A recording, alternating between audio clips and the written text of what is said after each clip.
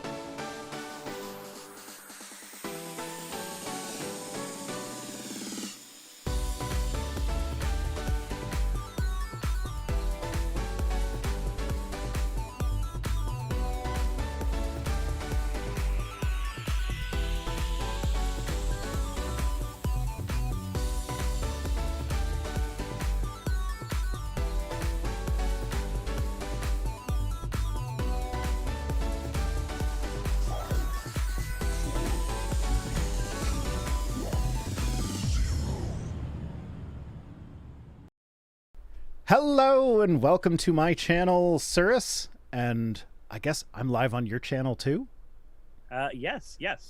You are currently live on my channel as well. We're double timing it. Double teaming it?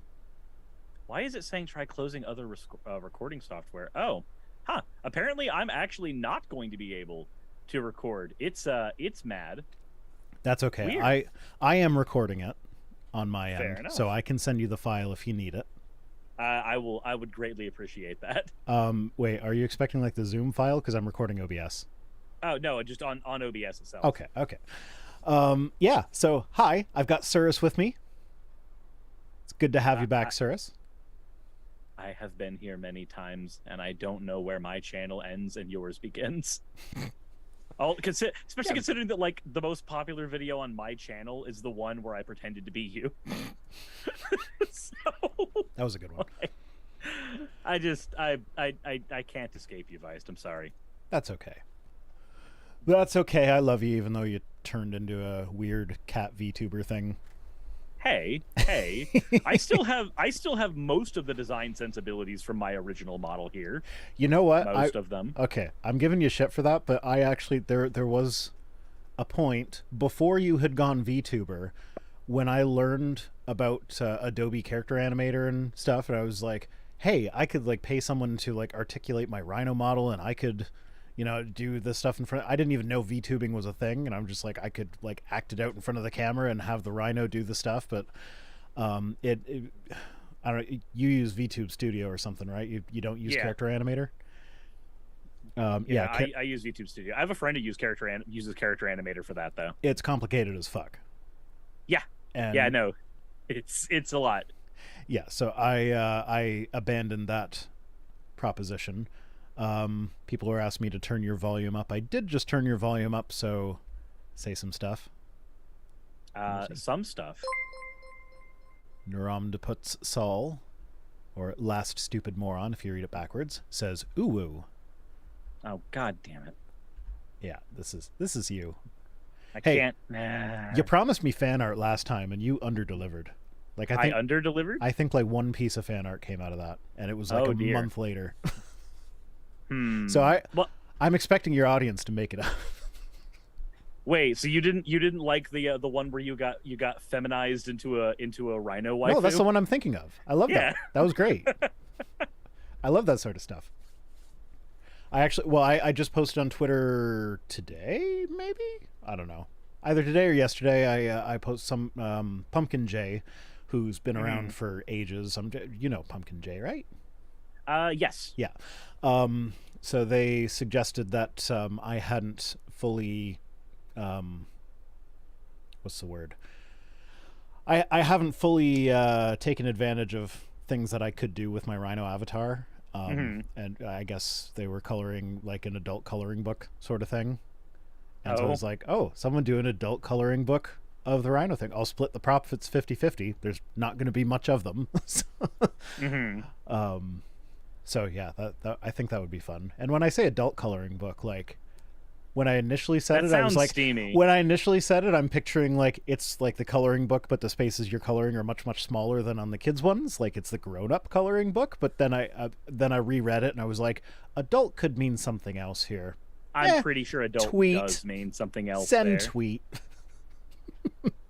Be fine. God, what is NVIDIA Shadowplay? I'm just upset now that my OBS is not recording. I understand I'll be able to do stuff afterwards, but like it's the part of my brain that sees a problem and goes, okay, there's gotta be a solution. Yeah. And then you spend so long working on the solution that you like it would have been more worth it just to use the workarounds. I don't think there's a workaround on this one. I think the workaround is rebooting my computer completely, but I'm not about to do that. So yeah, I'd prefer it if you didn't. Samuel, yeah, it would probably be better for you. Yeah, well, whatever. Samuel Patre says, how much do you get to drink? Well, my kids are home, so I'm not going to get smashed.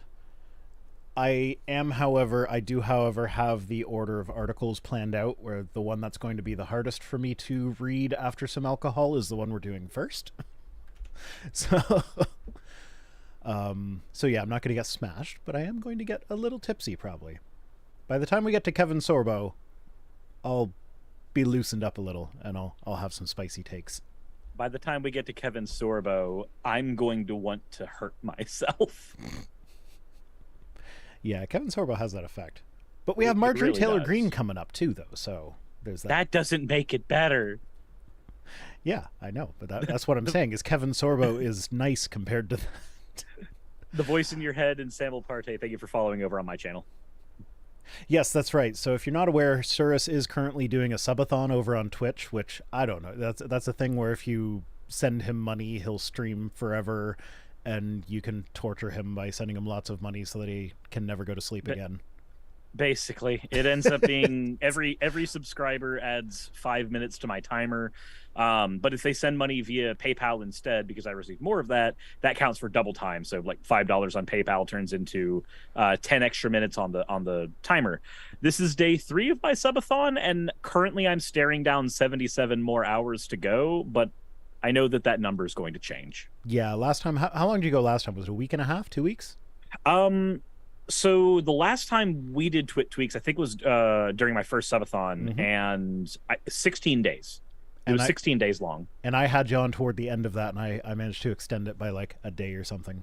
By something like that. It was, which thank you for, by the way, because that subathon, the goal of that was to pay down medical debt. So like extending the subathon helps. Like this time it's because appliances are breaking. We've got broken air conditioning, and we've got broken like washers and dryers and stuff. So yay. So my washer's not broken, but the gasket on it's a front load washer, and the gasket on the door is got a slight tear in it, and it's just enough that like every time you wash it just leaks a little on the floor.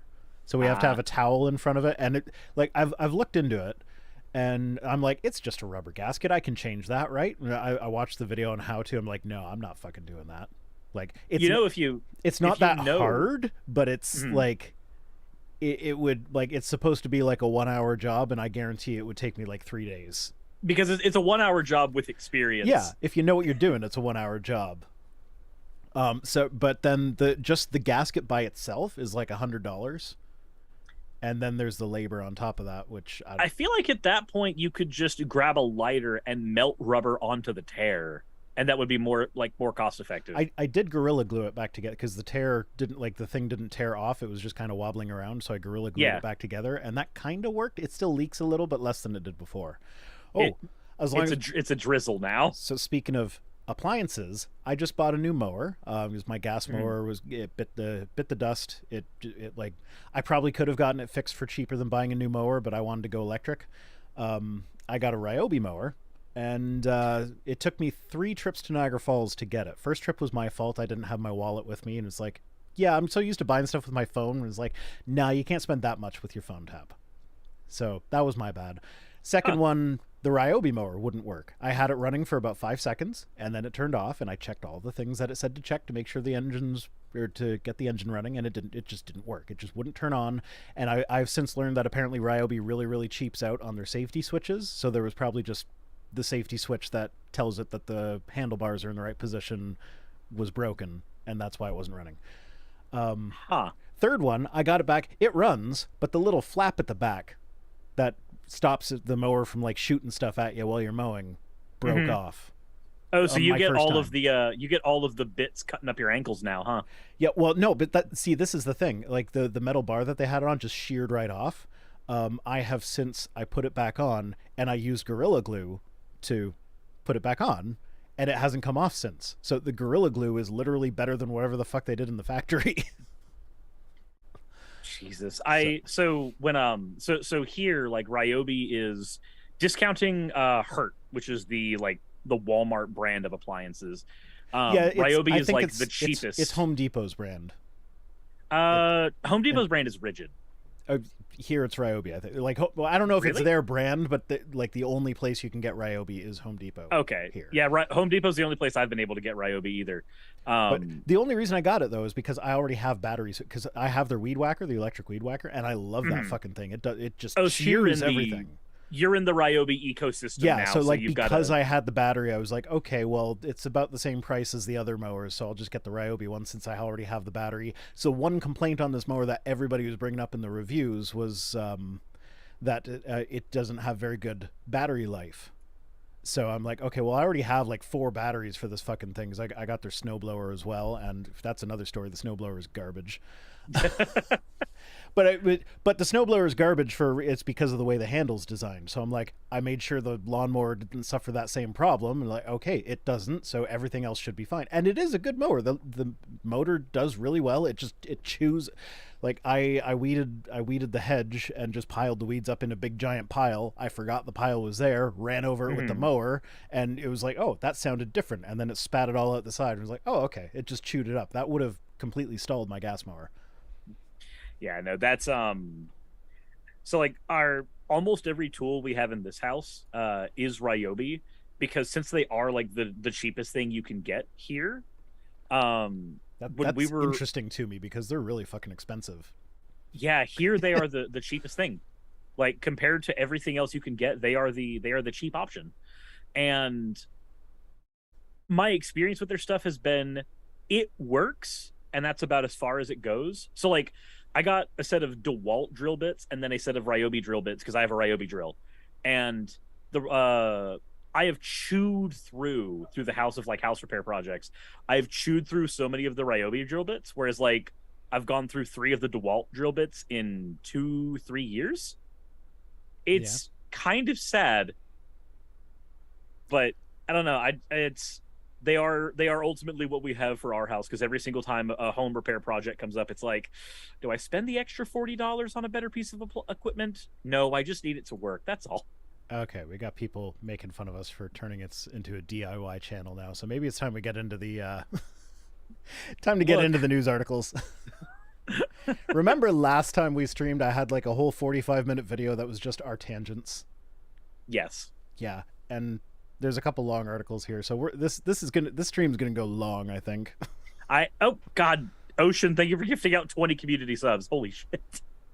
But also before we go very much further, I'm going to go ahead and let my audience know any of the redeems I am probably not going to be doing during the course of this, mainly out of respect for Rhino, because this is going on both of our channels. I don't know what that sentence means. So I have vocal redeems where I'll say stuff to the chat when the OWOs and stuff like that. Those are redeems that happen on Twitch on my end. So I'm letting everybody know on my end, I'm not going to be doing those through the course of this session because that interrupts the flow of things when there's multiple people. Whereas with me, I can kind of like what weave them fucking into things. flow do we have? Well, apparently a better one than your washer does. Yeah, okay, fair enough. John Brown says another 45-minute tangent video incoming. Yeah, likely. Anyway, on to the articles. We're going to start... We're safe. I have this cropped wrong because I cropped it for a different article. Okay, so this is the title article from the stream. This is from Science-Based Medicine, The Science of Biological Sex. So this article is written by Dr. Stephen Novella, who, if probably a good portion of our audiences are both familiar with Dr. Novella. He's the main host of Skeptic's Guide to the Universe, the podcast. Really good podcast. Highly recommend it. I really, really enjoy it. Steve has always been kind of the joy killer on the show, like where people like get excited about some new scientific discovery. He'll be the one that comes in and be like, yeah, but how does it scale though? And they'll be like, oh, well, they haven't actually done anything to show how well it would scale. So he's the one that kind of like keeps it real and like grounded. He just kind of reminds everybody that, hey, there's an order to these things. Yeah. Which I say joy or buzzkill is the word I was looking for. He's not really. It just sometimes it's like everybody starts having fun. It's like, no, that's not how it works. But I really appreciate him for that, actually, because like that, like you can kind of see like how easy it is to get caught up in something exciting, and then like, okay, no, you got to keep these things in mind. So it's a really important skill to have. Anyway, so he's a clinical neurologist. So he's talking about the science of biological sex. He knows how brains work, and he knows how to read the research on neurology and stuff like that. So this is like right up his alley. So skip the introductory stuff. One point he says, for most people, wrapping their head around a reality that may not conform to traditional notions of strictly binary sex and gender takes a lot of processing. Misconceptions about the basic science are rampant and are in fact encouraged by the culture warriors. Those are the people that are the gender criticals that are anti-trans for turfies. The TERFs, yeah. Many of those who are pushing back against trans healthcare and broader acceptance are explicitly premising their position on the claim that biological sex is strictly and obviously binary.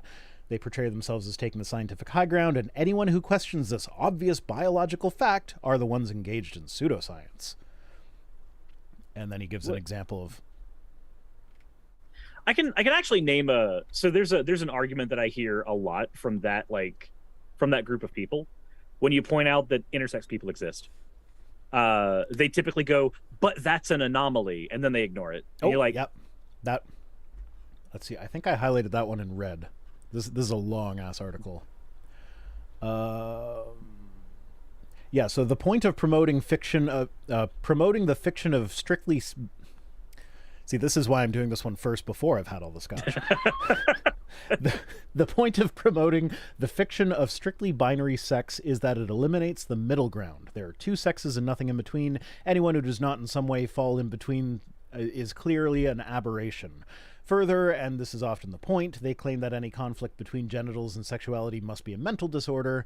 Given all the biological evidence, however, it seems unavoidable to conclude that human sexuality is bimodal with lots of variation in the middle. And that's where he's saying like they're trying to define trans people out of existence. Yeah, and that's a thing that I've noticed a lot from that, because I've had those conversations with people online and offline, and because usually the go-to is to say like, what about intersex people, and then people try to dial everything down to just genitalia, and you have to go, well, we have phenotypical representation, yes. We have gonadal representation. We have gametal representation. We have all that, but there's more to it than that. There's multiple different factors that go into just assigning sex to a person that go over and above, does it have dick or no?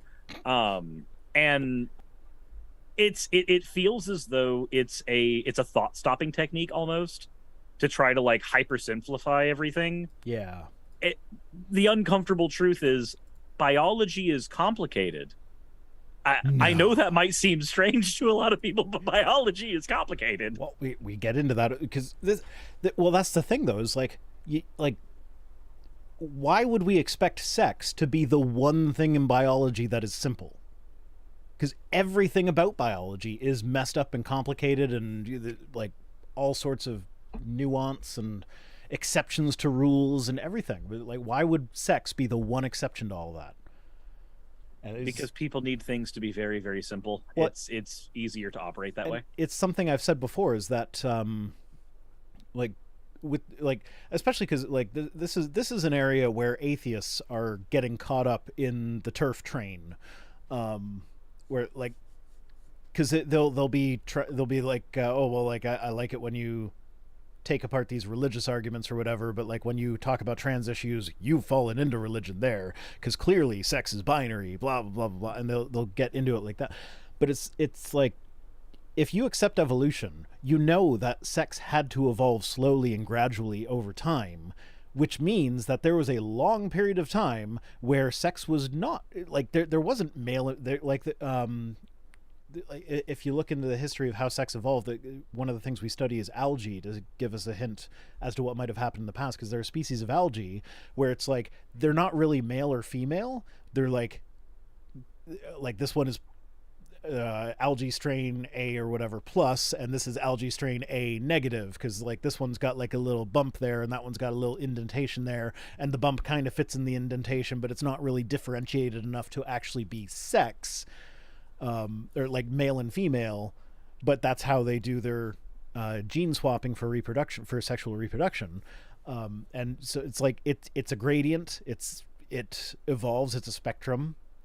But like, so if you accept that about evolution, why would you think that, like, now that it's evolved, we see so many different things in evolution that like we can see leftovers from others? Like, why would there not be differences that don't fit into a strict binary for sex the same way other evolutionary traits get left over? And like, I don't know, it just, anyway. I'm just reminded of the SpongeBob meme where it's like it's SpongeBob and Patrick, and it's the whole meme where it's like, I'm this, what does that mean? It means he's scared of that. So I'm just thinking of like, he's a turf, what does that mean? It means he's scared of the word Kleinfelters.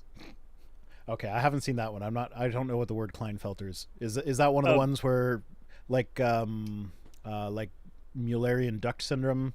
So Kleinfelters is a genetic condition where a somebody who's considered assigned male at birth gets double X chromosomes. Okay, yeah. And it adversely, if they still have a Y chromosome, but they just have the extra X chromosome, and it can cause them to start growing a ton of traits we normally associate with females. So like breast growth, breast cancer, osteoporosis, all that can like go up with that. Different karyotype. Yeah, it's so it's just one of those things that you have to like, you factor it in. Yeah, so the notion that sex is not strictly binary is not even scientifically controversial. Among experts, it's a given, and it's an unavoidable conclusion derived from actually understanding the biology of sex. It's more accurate to describe biological sex in humans as bimodal, but not strictly binary. Bimodal means that there are essentially two dimensions to the continuum of biological sex. So in order for sex to actually be a binary, there would need to be two non-overlapping and unambiguous ends to that continuum, but there are not. And as Stephen says in the article, or Dr. Novella, there's every conceivable type of overlap in the middle, hence bimodal, not binary. And so people often say like, oh, well, that's a small percentage of the population. Like they'll usually say less than 1%. We'll see. So are redheads. We'll see later in the article that it's actually closer to around like 1 to 2%. And this is just speaking like of intersex people or people with abnormal karyotypes that they're not necessarily intersex, but they don't have the chromosomes that you would expect for their biological sex. Okay, I'm saying biological sex, but it's, as we'll see later in the article, that's kind of a weird thing to talk about. But it's the overlapping middle, these minority of people, that are the very point of the discussion. That's why the anomaly argument never really it never really worked with me. I'm just like, does the anomaly not exist? Like, cool, we'll grant the argument. Does that mean those people aren't there? Oh, so they do exist? Okay, then we have to account for them. Yeah, absolutely. like, I don't get that. So he says, at first glance, looking superficially at the human population, it may seem binary. This is because binary and bimodal can look very similar if you don't dig down into the details, so let's do that. And then he gives, these are the characteristics that he uses to define biological sex. He says there's genetic sex, so that'd be your karyotype mostly, but not exclusively. There's other characteristics that go into that as well. There's morphological sex, which is reproductive organs, external genitalia, gametes, secondary morphological sexual characteristics, and some more. He includes sexual orientation, gender identity, and gender expression as part of biological sex. I kind of like that. I think that's so. Granted, I'm a layman who ends up having to study this stuff autodidactically. So it's very, like, whenever I say I don't necessarily agree with something, it's coming from a place of, like, not even being close to an expert. The way that I've always seen sex categorized is you've got five different types of ways that you show phenotypical representation: gametal, gonadal, genitalia, and then there's one other one that I can't remember. But chromosomal. Those are the types of representations that are all about sex when we're talking about biology. But this is a little bit of a different categorization method. Yeah, than what I've read on. So what he gets to later in the article is that there actually is some it's preliminary at this point, but it's showing all the same signs as homosexuality did back when that first started being researched. Mm-hmm. But there is some preliminary evidence suggesting that gender identity and gender expression are, like, they're functions of your brain and how your brain develops, and they're, like, set in kids by the time they hit age 3, which is highly indicative of a biological basis. So that would also make sense because, like, even some of the most, like, right-wing trans people tend to say that, like, oh, they knew they were trans at, like, age 4 or 5. Like, the most famous one, probably Blair White, literally said she knew she was trans at age 5. So that actually tracks with this with stories you generally hear from people who are trans. Yeah. Oh shit. You okay? No, I just accidentally hit the back button. Oh. So I went to my starting page and was like, oh, where'd the article go? Everything's gone. Yeah, so starting with genetic sex, most people, like, when you say binary, it would be either XX or XY. Those are your chromosomes, that's your sex. So most people do fall into one of those two patterns, but there are also all the other patterns like the XXY, XYY, XXX, and a bunch more. I think there's, I forget the number, is like 16 or 20 or something like that, different potential combinations. Might be less than that. It's something high. I don't remember the exact number. It's higher than you would expect. The last time I remember even looking at the number was when I was studying for a debate years ago, when I was looking at the World Health Organization stats on this. I don't remember anymore. It's been years. That's fine. And then further, some people can be mosaic. So some of the cells in their body can be XX, while other cells in the body can be XY. And there are lots of different conditions that can cause that. The one that comes immediately to mind is if you're chimeric. So that'd be like if you were twins in the womb, but, like, one embryo absorbed the other one and it was fraternal twins and one was XX, one was XY, then, like, some of your DNA will be XX and some of it will be XY. I remember a CSI episode about that where, like, this guy was getting away with murder because all the DNA evidence he left behind was from his chimeric twin. And so when they swabbed his cheek for the DNA sample, they didn't get it. Oh. So they eventually figured it out and they had to do a blood sample. And it's like, the blood DNA is different than the cheek DNA. That's kind of crazy that can happen, though. Yeah, like it's one of those things where it's like, this is a weird thing they made up for CSI, right? And it's like, oh no, that could actually happen. Mm-hmm. But then on top of that, even with genetic sex, the chromosomes alone do not fully tell the story of the genetics of sexual dimorphism. There are a number of genes involved in sexual characteristics, not all located on the sex chromosomes, and they can vary dramatically within chromosomal sex types, even among cells in an individual person and throughout one's life. So that kind of speaks to, he doesn't really get into details on this in this article, but that kind of speaks to the people that are saying sex is fixed. Like you can't change sex over the course of your life. He's kind of saying you can. Like you're the genetic. Well, there's an aspect of that though. What was it? Was it on?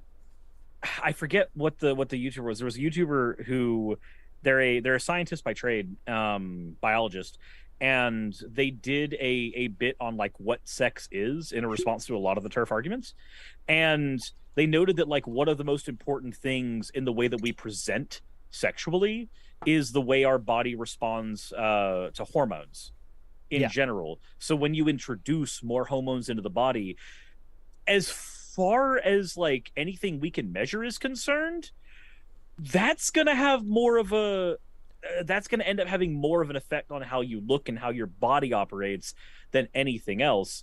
So like people who end up saying you can't you may be able to decide your gender but you can't change your sex, like in one way maybe you're right, but in another way, in a way that's more important, kind of you're wrong.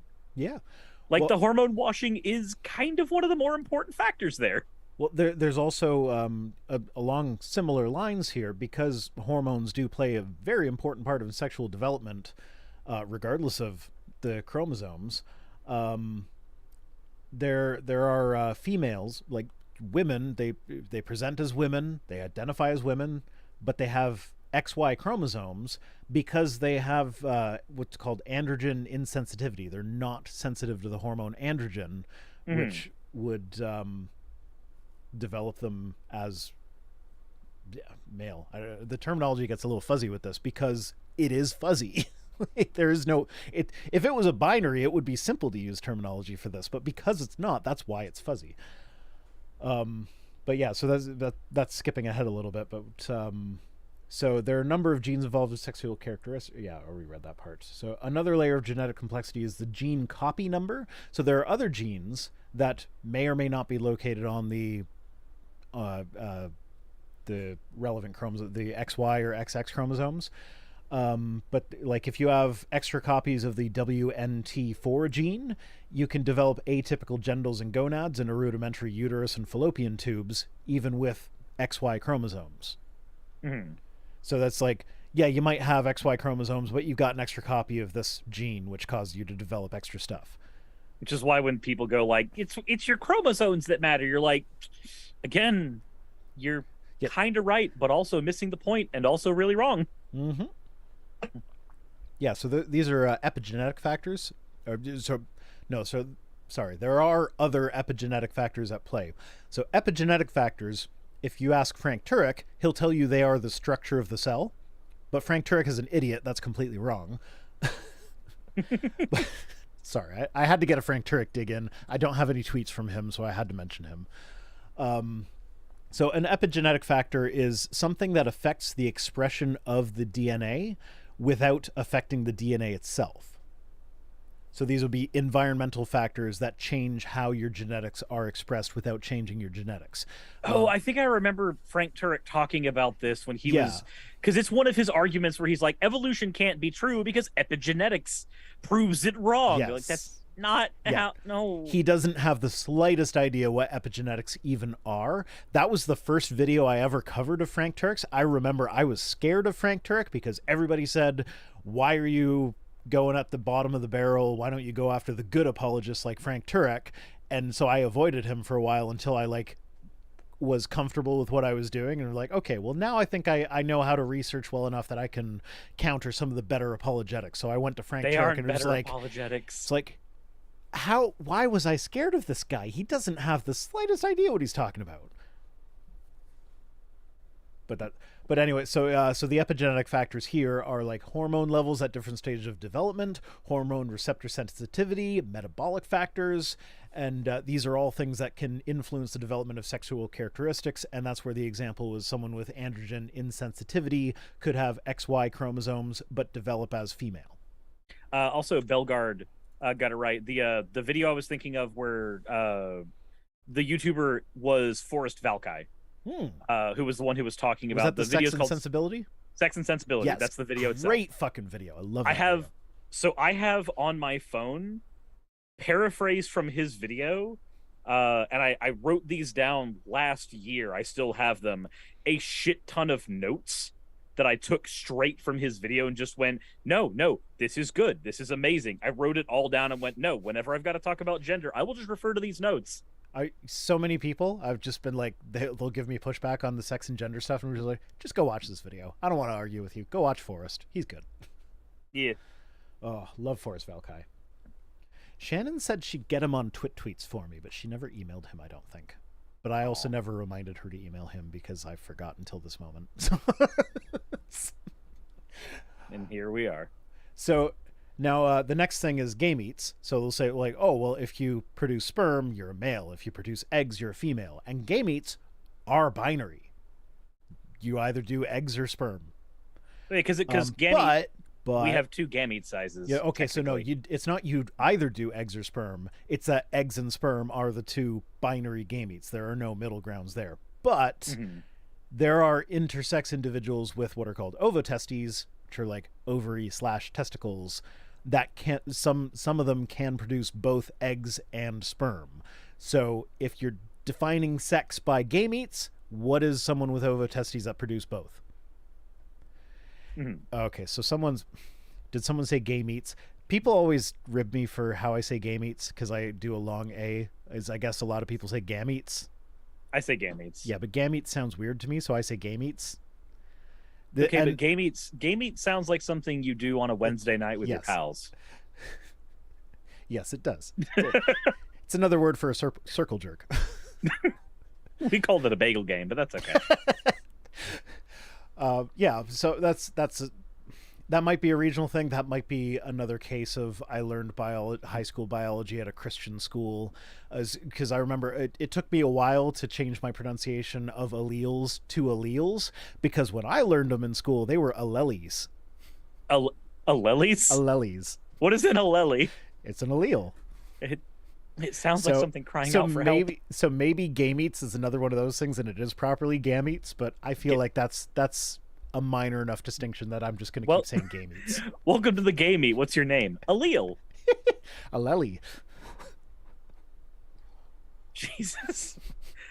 Charlie Pendrake in my chat says my partner says we need more gametes.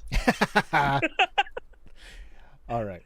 So when it comes to gametes, these are strictly binary, egg or sperm. However, even here, I didn't read that, but that's what I essentially just said. So the argument often goes that sex is only about reproduction.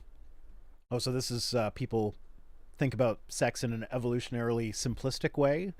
Like, just forget about everything I said earlier about sex having evolved, therefore it must be a spectrum, because nothing that evolves is a strict binary, really.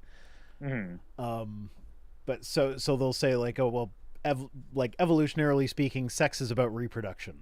So the male has kids with the female. Like you need a male and a female to mate. But I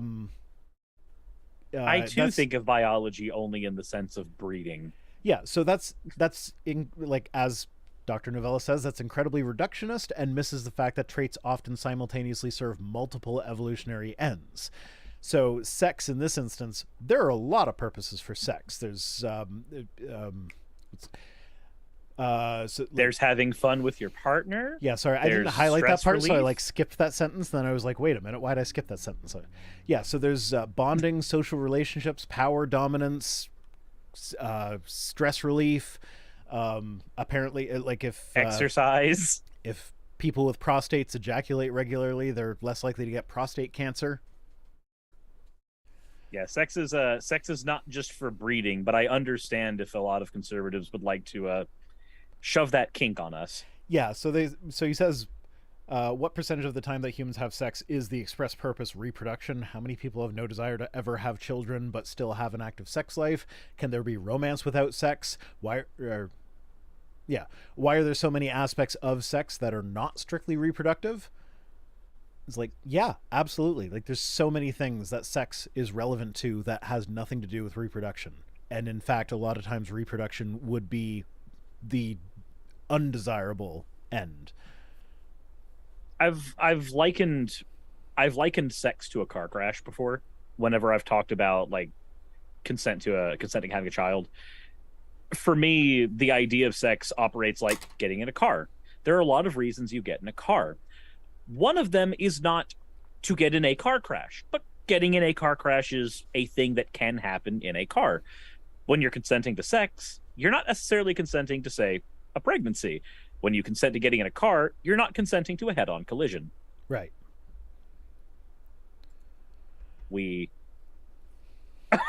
Somebody Bragwood in my chat, how to scare a conservative, make mac and cheese and stir it. What? Oh, have you never seen that meme? No. It's this so this guy's making mac and cheese and he goes up to his mom and he just puts the microphone for the phone like really close to the mac and cheese so you hear the sound of the spoon moving through the creamy mac. I know the sound. And he goes to his mom and he goes, "Mom, you know what that is? That's what good pussy sounds like."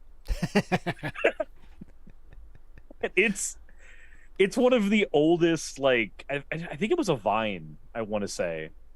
God, Vine's been dead for a while. If you can't laugh at a queef with your partner, what are you really doing?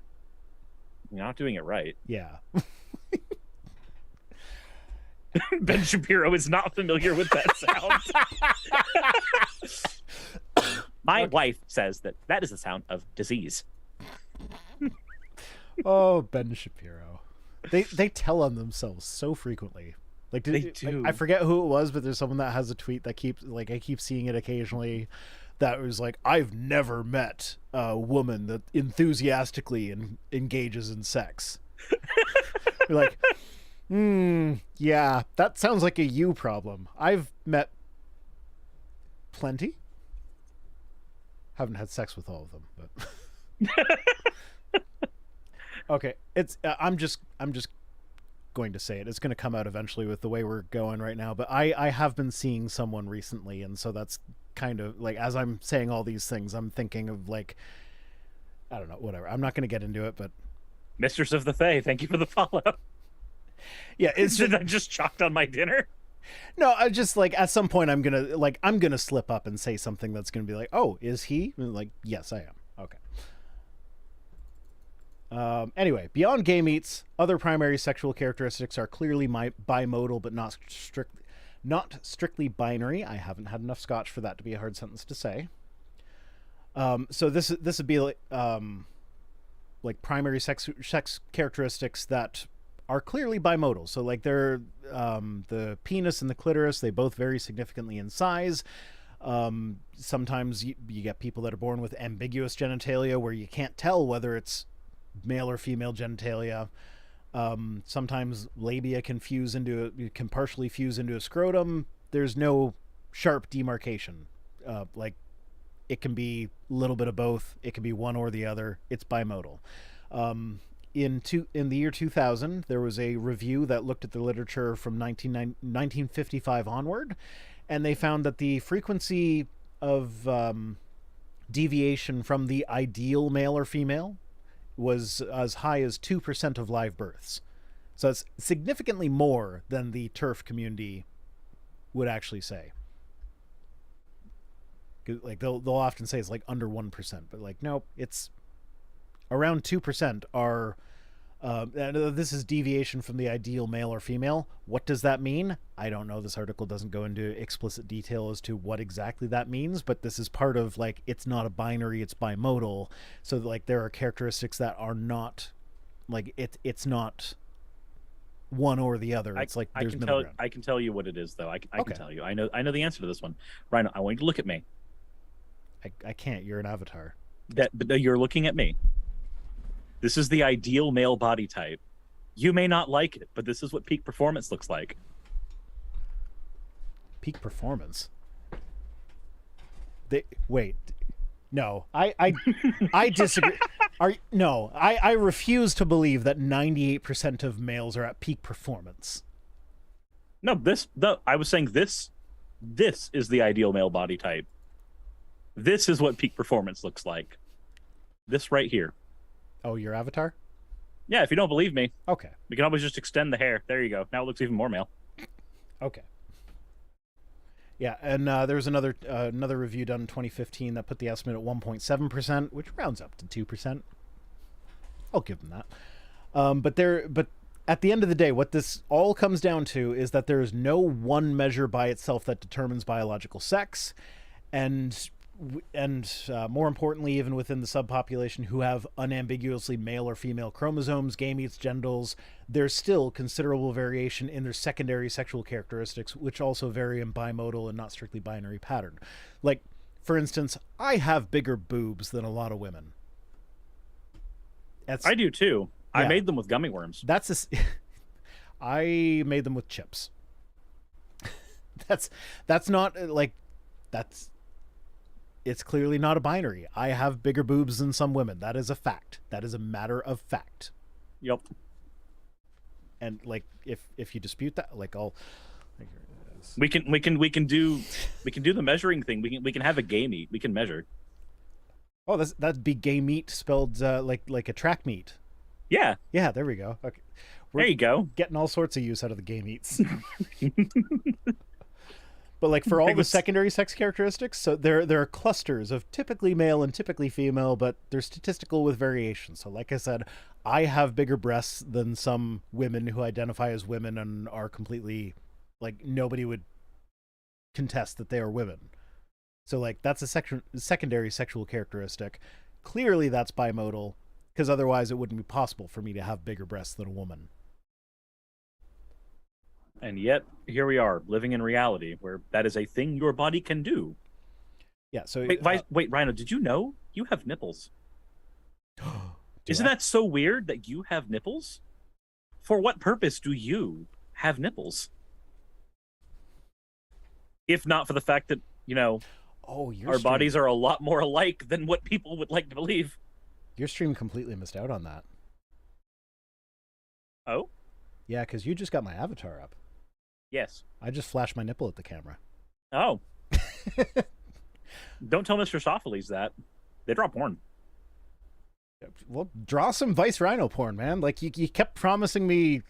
I think I stretched my shirt collar out with that, because now it's hanging a lot lower than it did before. Yeah, you've got a V-neck thing going on now. Yeah, I made a V-neck. Yep. Oh, so now that you've said it, you know it's going to happen, right? Absolutely. I look forward to it. Oh, dear. Have fun with that stuff.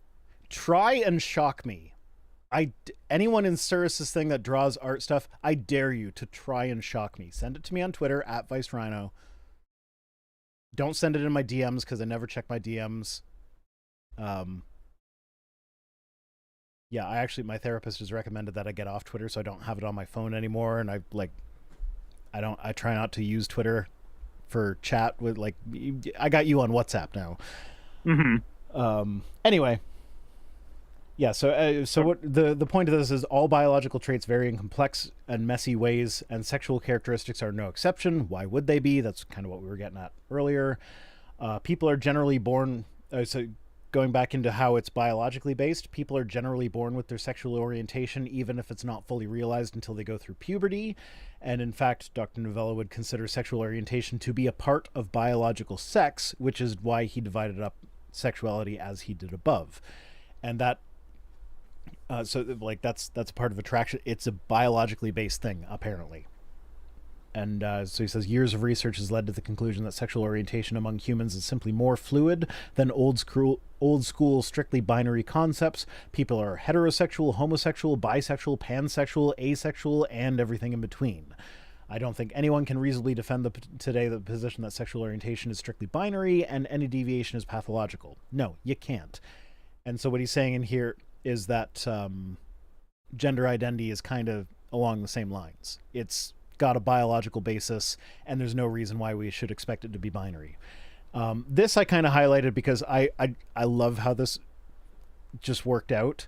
So in a commentary published in the open access journal PNAS, the Proceedings of the National Academy of Science, PNAS, I love that name. Even better though, neurobiologist Dick Swab. The names. Names. Dick Swab once published in PNAS that current evidence indicates that sexual differentiation of the human brain occurs during fetal to neonatal development, and programs our gender identity, our feeling of being male or female, and our sexual orientation as hetero, homo, or bisexual. So Dick Swab said it in PNAS. It must be true. I refuse to believe that Dick Swab publishing in PNAS would not say true things. I mean, Firecracker Hot Rod 69 said it on Xbox Live. It has to be true. his name was Richard Swab and he leaned into it, okay? Like, I have said time and again that, like, if my last name was Butt, like Kyle Butt, and my first name was Richard, I would absolutely lean into it and go by Dick Butt. And so, like, I would love to do that. Just like you go up in the middle of a presentation. Hello, everyone. My name is Dick Butt, but you can call me What Is Wrong with My Parents? Yeah, but like, so Dick Swab, his name's Richard, but he's going by Dick. Props to him for leaning into it. I appreciate that. It Anyway, takes bravery. yeah, so strictly binary definition of biological sex cannot possibly capture all of the actual variation, which includes many possible states of sexual orientation. You can see on the other side that claiming that there are only two sexes because gay meets is hopelessly reductionist and poorly informed. And then when he gets to gender identity, he goes into, like, basically how all of the arguments against all of the arguments that were used against homosexuality are now being applied to those with non-traditional gender identities and with just as little scientific basis, even though all the science that we have so far suggests that it's going to be the exact same situation as homosexuality, where we find that it's actually got a biological basis in brain development, in utero brain development. It's the thing that's like, so you notice that all of these arguments, they got used against black people, they got used against women, they got used against gay people, and now they're being used against trans people. And they're always the same argument. There's always a point of, like, biological inferiority that's used at some point, always, while simultaneously saying that whatever this other group of people are also going to take over the world somehow if we give them equal rights, magically. Yeah. So he says to take the position that the gender assigned at birth is completely objective and unambiguous, the beginning and ending of biological sex, is also to believe that external genitalia as manifested at birth are 100% determinative of every other aspect of biological sex, but we know this not to be true. So basically, if you're saying sex is a binary and you're denying the existence of trans people, you're just wrong, objectively and scientifically. You're wrong. And then we already kind of got into the denying the difference out of existence. We're almost to the point where I would normally be going into the tweets, and we're still in the first news article. So I'm just going to. This is why you made it first. This is why I made it first. Well, no, it's the alcohol thing, because I've been drinking this whole time, and I am starting to. I am starting to feel the effects, but that makes sense. Anyway, next up, we've got some good news, and I need to recrop again because every fucking news article or news site crops their stuff different or puts their stuff. I don't know. It's always this orientation. Yeah, it's always this like narrow column right in the middle with like all sorts of shit on the right and left. But then there's like you scroll down, there's nothing there for most of it, so it's just like wasted white space. Like, why? I mean, I guess most people are reading it on their phones, so it's formatted for that. Yeah, more than likely. So anyway, good news. Kansas voted to protect abortion rights in their state constitution. Yeah, and it was by a margin of like 10% too. Yeah, was... like pretty big for Kansas. Like, this is Kansas we're talking about. This is like hardcore red state. And they voted, yes, we'll keep abortion in the Constitution. Now, what I'm understanding from this article is that abortion in Kansas are limited to 22 weeks in the cases of life-threatening or severely compromised physical complications. My understanding of that is that it's still pretty restrictive. Like, you can only get abortion up to 22 weeks, and it has to be life-threatening or there have to be severely compromised physical complications. That might just be a poorly written sentence. Maybe it's that you can get an abortion for any reason up to 22 weeks, and after that it has to be life-threatening or compromised physical complications. I can actually check into that right now. Sure, go for it. I was planning on doing that, but I today was weird and busy and understandable. We go ahead and check here. Okay. So while you're doing that, I'm just going to read just this is my life now. So I went out last night, yes, on a date with the person I'm currently seeing. Left my daughter at home with the boys to look after them, and this is the string of text messages I got from her. Let's done. Where are we? So I got the boys were on Liam's Switch. So this is after they're supposed to be in bed. Like, okay, whatever. Next text message. Also, they're going around the house naked. And then next text message. Liam did put shorts on, and Gavin is in the bathroom though. So Gavin's still naked, but at least he's in the bathroom where being naked is somewhat appropriate. Next text is, guess who I just found eating coffee crisps in their bed. So I don't know if coffee crisps are. Do you guys have coffee crisp in the States? No, we don't. As far as I know. It's a chocolate bar that has coffee in it. So that sounds delicious. It's past their bedtime and they're eating coffee crisps. All right, so I've got the restrictions pulled up for Kansas. Okay. So Kansas law prohibits abortion at 22 weeks and anything that's considered post-viability. However, the state does assert that life begins at fertilization, which means you can't have certain procedures still. So like you cannot have an abortion for the sake of sex selection. You can't have an abortion unless you are willing to undergo a mandatory 24-hour waiting period. I'm just going to go ahead and straight up say that's just the guilt trip period. Yeah. That's all that is. They also limit public funding and they limit private insurance coverage of abortions so that you can't get them fully covered usually. And if a minor needs an abortion, Kansas requires that both parents or the judge in the case has to consent to the minor's abortion. I don't like that. I don't like that one either. I feel like it should just be, this person is not a legal adult. It's allowed. That should be the stopgap right there. Okay. So my daughter has a physical appointment coming up, and she's a teenager now. So I actually sat her down and had the talk and was like, "Hey, if you don't want me in the room, you just tell me to get the fuck out, and I will get the fuck out."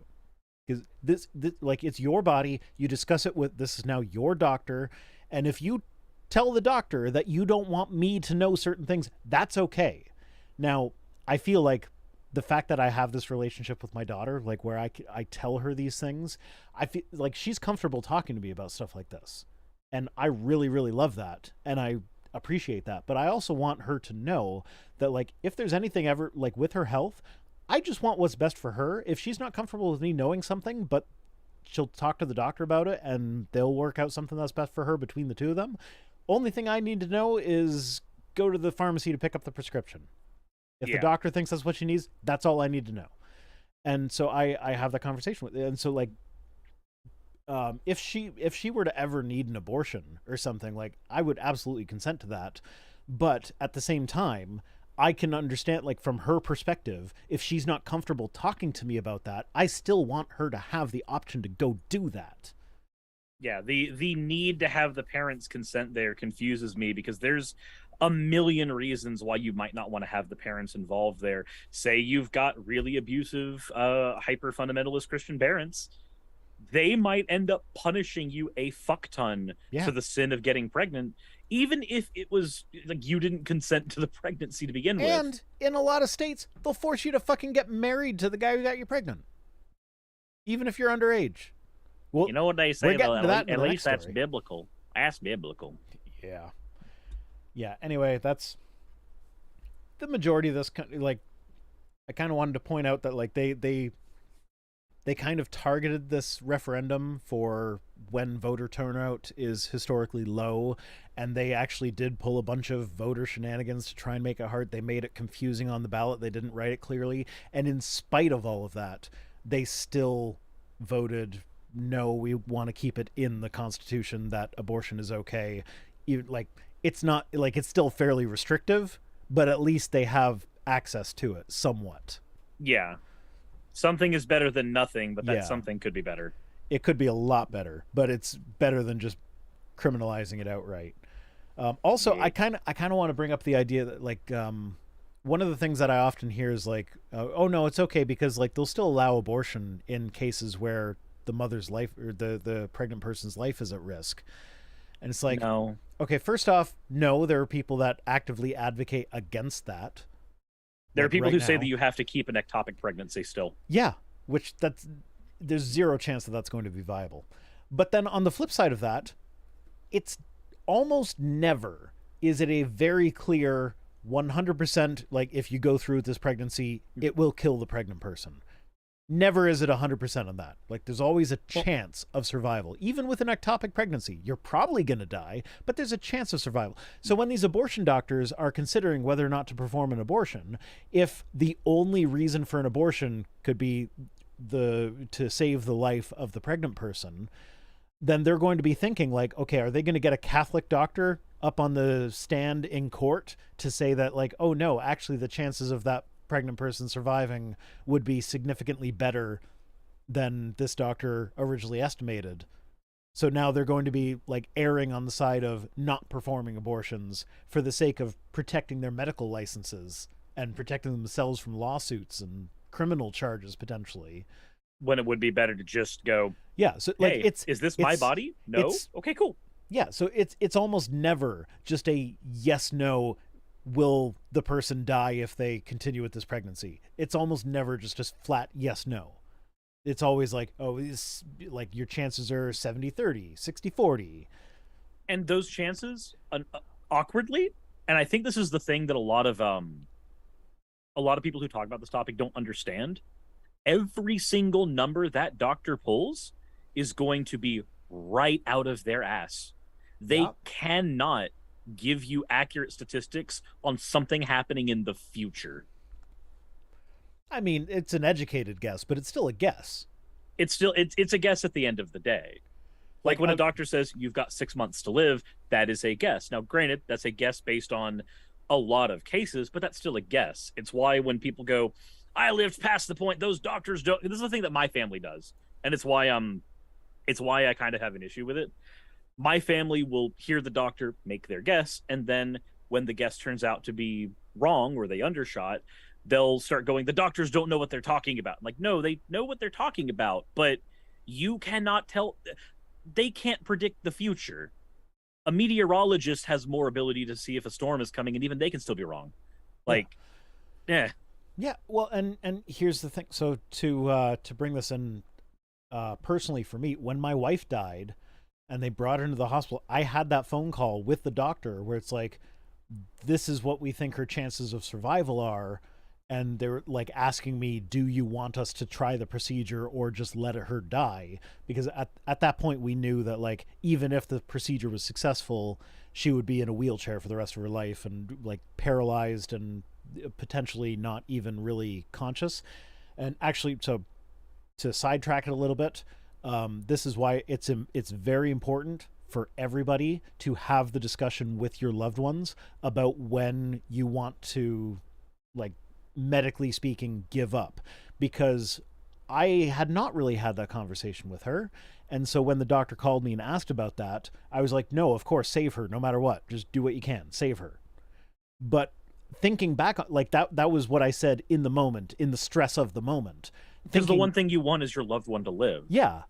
But thinking back on that, I'm like, she would not have liked that decision, I don't think. She would not have been happy with that, because if she had survived, she would have been basically a vegetable for the rest of her life. She would have been in a wheelchair, not able to communicate, not able to talk, and like completely dependent on me to do, like, I like my whole life would have had to have changed to accommodate having someone that is completely 100% disabled, cannot do anything for themselves, is paralyzed, and it's questionable whether or not they're even mentally there, because the aneurysm was, I don't know if it was an aneurysm, but like she had blood vessels in like the middle of her brain burst, and they were so deep in there that the damage was so extensive. There was no question that like she would never have come back the same as she was, even if like if the neurosurgeon had been in the room with us and was able to administer treatment immediately, it wouldn't have made a difference. And so that's why it's important to have these conversations, because like in the heat of the moment, I'm just like, yeah, save the person I love. But thinking back on it, like, no, she would not have wanted that. She would not have wanted that life. She would not have wanted to be that burden on her family. And like, I don't know. It just, sorry, I didn't mean to bring the mood down. No, Anything, but you're okay. And also, like, if you ever need to talk, you know I'm here. Okay. yeah, I know. Thank you. But point is, I think we both agree there. There's whenever a doctor is giving the estimate for your survival, that's a factor when talking about an abortion. It should not be the only factor. Whether or not you consent to the pregnancy, whether or not you are comfortable with only a 60% chance, that those are more important to me than just the raw numbers. And I think they're more important to most people than just the raw numbers. Yeah, absolutely. Anyway, that's the main points I wanted to make with this. I also wanted to bring some good news. So, like, yeah, Kentucky's abortion things are pretty restrictive, but at least they're still there. Mm-hmm. Next, Liberty Counsel invokes. Oh no, I gotta Okay, I gotta check these things before I do it, because every single news article tonight has had a completely different crop. That is,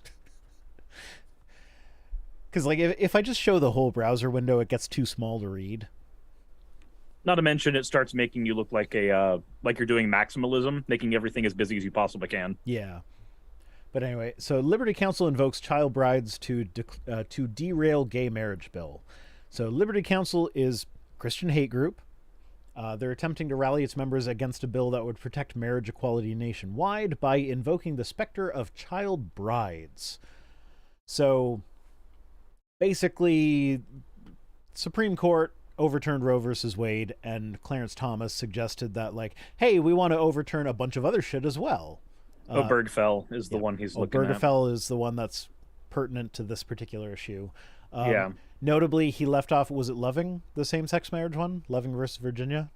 I think so, yeah. Notably, he left that one out. No, not same-sex, interracial marriage. Because he's in one. He's in an interracial. That's the reason he left that out, because it would affect him. Yeah. Well, this is like, you heard about that Republican guy who, like, he voted against he voted against this legislation, and then like 3 days later he went to his son's gay wedding, and apparently he gave like a really heartfelt speech about welcoming his son's partner into the family, and yet he, as a politician, tried to make it illegal for his son to get married. That's the thing, though, is because it's all about, like, he just wants to have his voting record so he can tell his constituents that I stand up for traditional marriage. But meanwhile, he's in California, so he knows that even if they don't protect gay marriage, California's not going to make it illegal anytime soon. So his son's going to be fine. So as long as safe to roll those as long dice. as he gets his, doesn't matter that he's taken away from other people. He got his. Anyway, yep. That's a side issue here. That's just Republican hypocrisy. They don't actually care about how it's affecting people as long as they get what they want out of it. Anyway, so the bill, it's not ideal. It doesn't legalize same-sex marriage across the board. What it does is it would require all states to respect marriages from other states, the same way that normal heterosexual marriage, because like each state has their own marriage laws. If you get married in Nevada, you're legally married in New York. Doesn't matter. So what this is basically saying is, like, that applies to same-sex marriages and interracial marriages, any marriages. That just applies across the board. And so they're taking this, and because in California,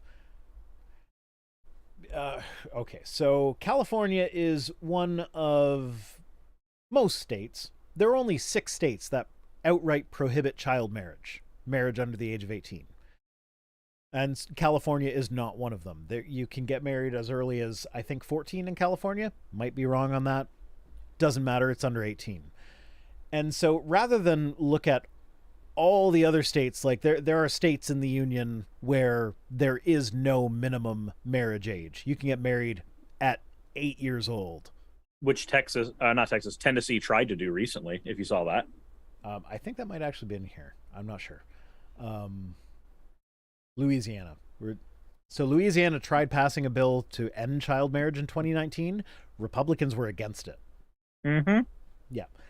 So they're basically using that to say like, oh well, because California allows underage marriage, then if we have to respect the marriages of a state in all the states, then that means that they're going to legalize child marriage across the board. And he points out, so what they say is a measure in the U.S. Senate seeks to force California's child marriage laws on the rest of the country. Please help save the tens of thousands of little girls married off to adult men right here in America. H.R. 8404 will allow one state, territory, and possession of the U.S. to dictate marriage policy for the entire nation. So they've got a lot of scare tactics in there because, you know, Republicans are scared of California because they're so socialist. They're Democrats. They're communists. What's funny is that we actually found that Democrats had been funding millions of dollars to right-wing extremists recently. Yeah, so it's almost Trump. as if okay.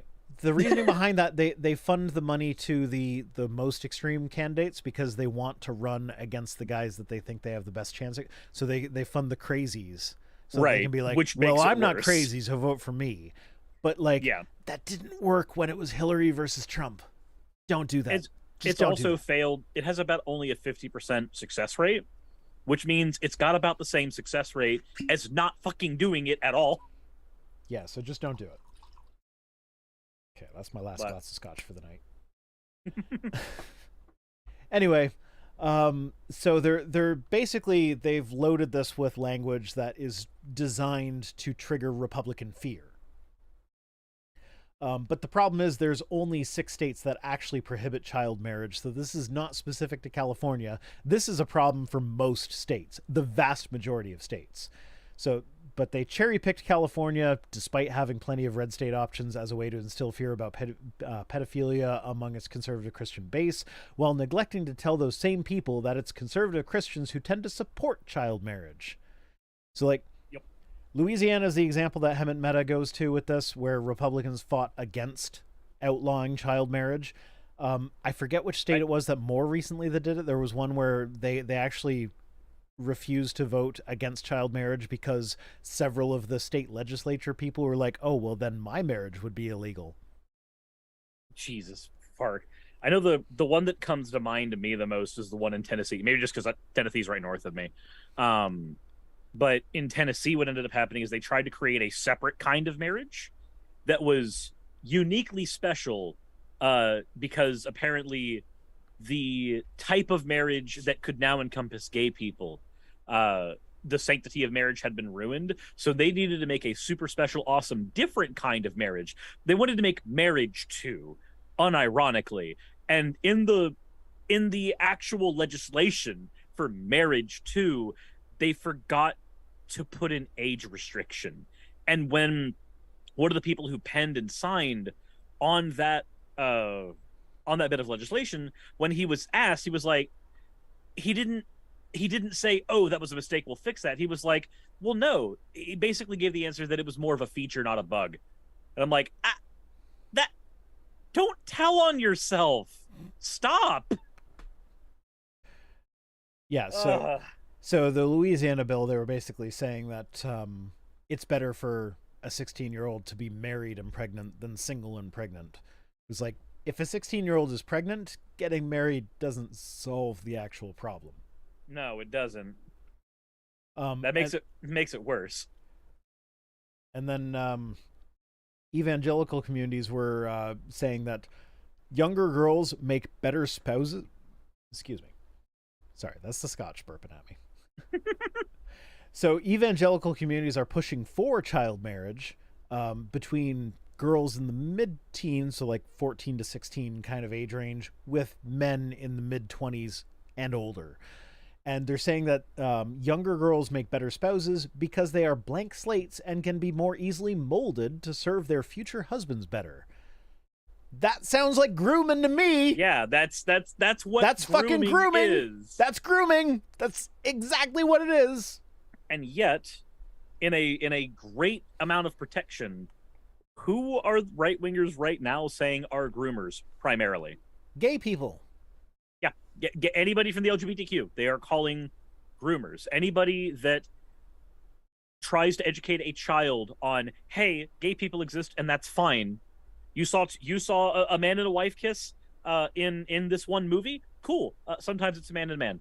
Like, people who literally just go that far they'll call groomers, and yet then we have this, and I don't understand why we have this here. Here's the thing. So my daughter thinks that gay couples are absolutely fucking adorable. She loves gay couples. Like we're watching Stranger Things right now, and towards the end of season 2, she's like, "Okay, so Lucas has Max, Mike has 11, so Will and Dustin should date." And I'm sitting here like I've seen season 4, so I'm like, "Oh, honey, they kind of get to that." Not with Dustin, but so I don't want to spoil it for her. But yeah, but like she absolutely loves gay couples. She thinks they're adorable. And it's like, I don't think she's gay. I don't. She's still young enough that it's hard to tell, but I would not be surprised if she was just completely asexual. But like, it could also be that, you know, puberty just hasn't taken full force yet. Like, she's 13. Like, it's the age where like she could be like totally into boys and like, oh, they're all cute and everything, or she could just not have hit puberty yet and so is not interested in anything. I don't know. Scott in your chat just went, Vice daughter is a shipper already. Oh yeah, absolutely. Yeah, Pernia in my chat. Pernia is the one who did the artwork of us together. Just said, yeah, we fangirl phase. Yeah, no, she loves like picking out like in the Harry Potter franchise, she ships Sirius and Remus. I think most people do. Yeah. I'm actually 100% certain most people do. She loves the idea of them as a couple, and I can't say I blame her, but it's like that's not really affecting her sexuality. It's just like that's a normal thing to like look at a couple and be like, oh, that's a cute couple. And it like it's just like people can watch. It's like when people are watching the Owl House. You don't have to be gay to recognize that like relationships in that show are cute. You know what? I've never seen Brokeback Mountain. I avoided Neither it. have I. I avoided it when I was a Christian because I was like, oh, it's a gay movie. And everybody says it's really good, and I kind of want to see it now, but I've never actually gotten around to watching it. I need to actually watch it too because I've also not seen it. Because I actually really love that when they have gay couples in modern media, because it's like it's been so saturated with straight couples throughout history. It's like we need some normalization, like the Buzz Lightyear movie where like there's a single kiss. Yeah, but it's a whole like yeah, there's the single kiss moment, but the whole time it's like obvious that they're in a relationship. We know that she's a lesbian, and it's fine, and it's just normal. Same thing in Doctor Strange as well. Yeah, if you ever because there's Multiverse of Madness. Madness. She's got both her mums. Yep. I would like to see more like main character romantic relationships be gay or whatever, but it's like I'm fine with them promoting that.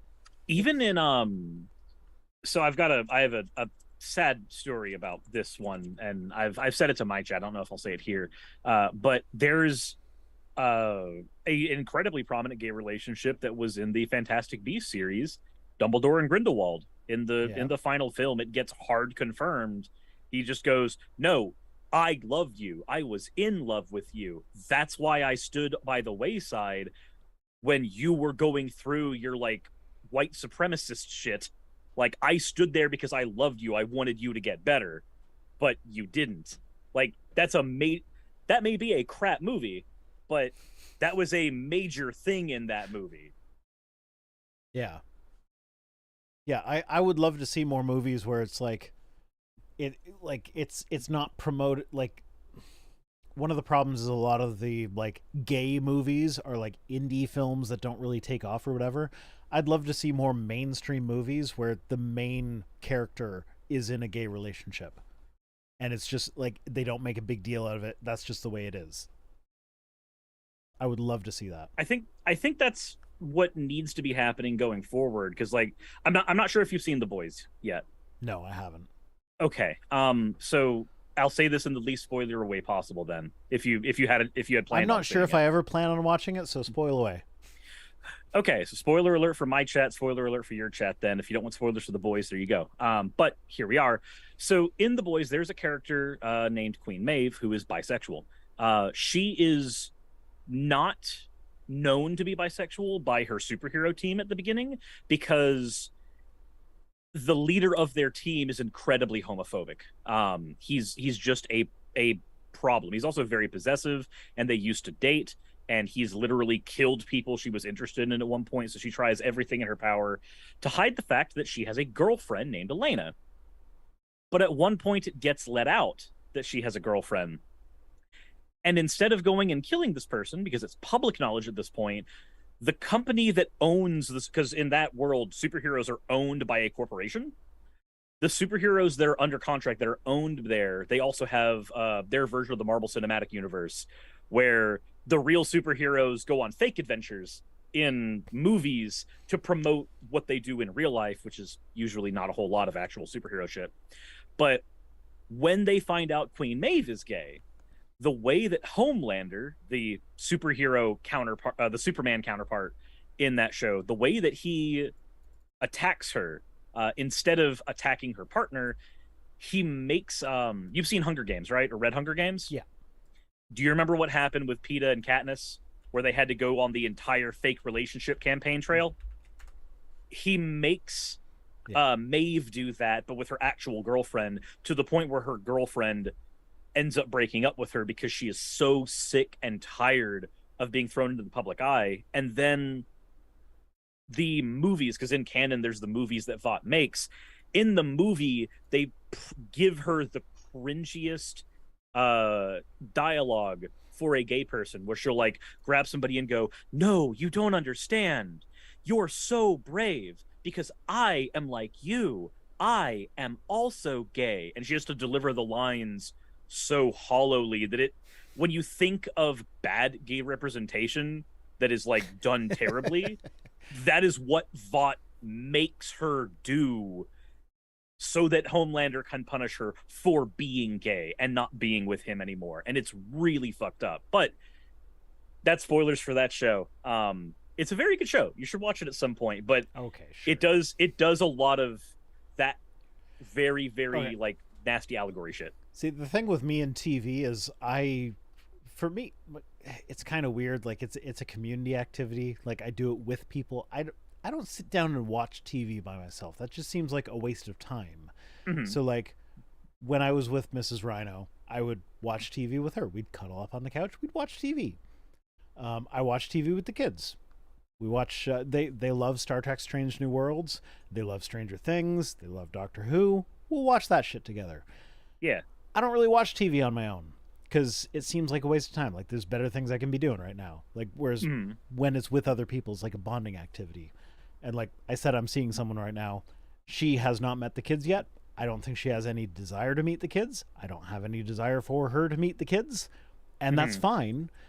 So, but that means that she's not like coming over to my house to watch, like we don't do Netflix. Which makes it hard to do the community activities. Yeah. So like I just don't watch stuff anyway. Like I started watching The Handmaid's Tale, but like I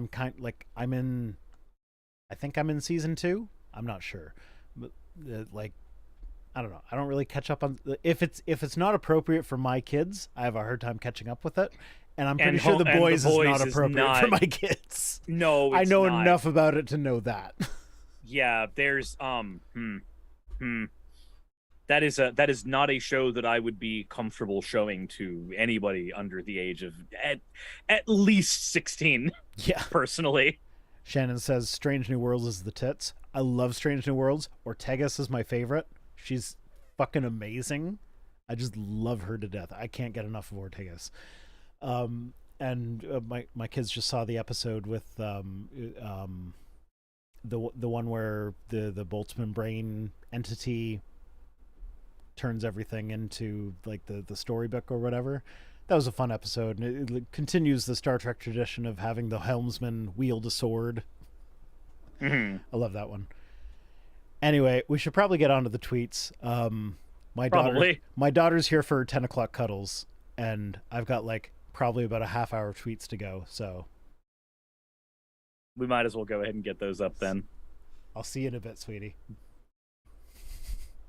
It's okay. She can wait. She can wait. I hear you, Dad. You know what? We've got a giant stuffed bunny that we call the Mama Bunny that they cuddle when they miss Mama. It smells like alcohol. Shouldn't smell that bad. I still have a little bit. I'm not pouring anymore, so it'll be fine. Dad can stop whenever he wants, honey. I can.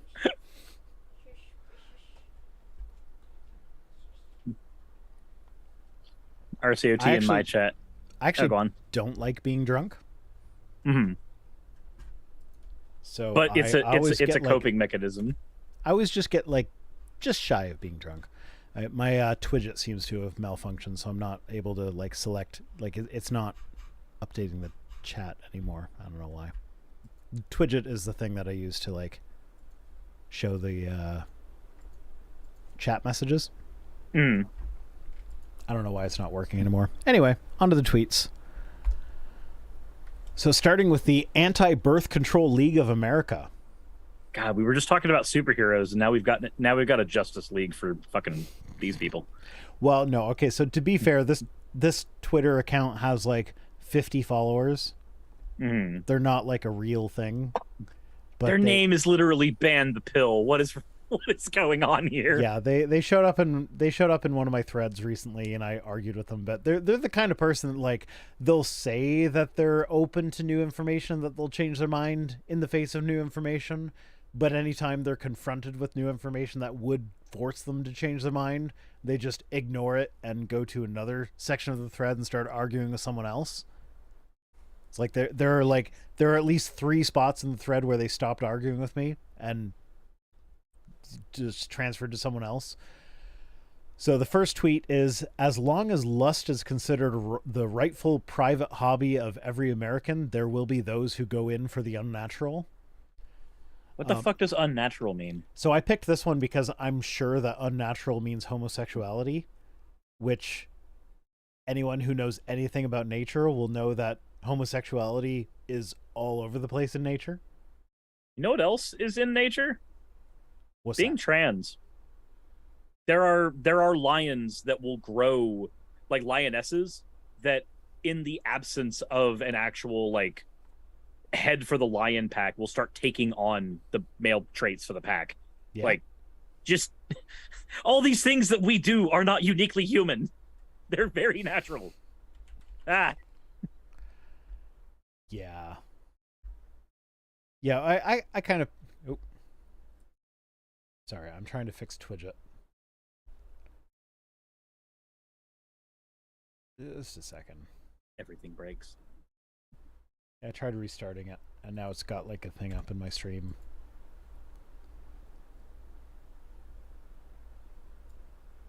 There we go. Shannon says, I love being drunk. And Strange New Worlds is the best Trek in decades. Yeah, absolutely. Strange New Worlds, I love it. Like, it feels like... I like Discovery. I like Picard. I like all the new Trek. It's been fantastic. But I don't like... This might tie into my my dislike of watching TV by myself. It's like, I don't like the not serialized. Serialized is what Strange New Worlds is. Like, when it's a storyline that... like a story arc that goes over the whole season, I don't like that. I like that Strange New Worlds has like individual episodes. You can just watch one episode and you know what's going on in that episode. If there's anything relevant that happened before, they do it in the last time on, and it's always extremely relevant to that exact episode. Mm-hmm. I love that. And they're doing it so well, and all the characters on Strange New Worlds are amazing. I love Pike, I love Hammer, I love Ortegas. Spock, the guy who plays Spock, is good. Uhura is great. They're all fantastic. I love them. They're great.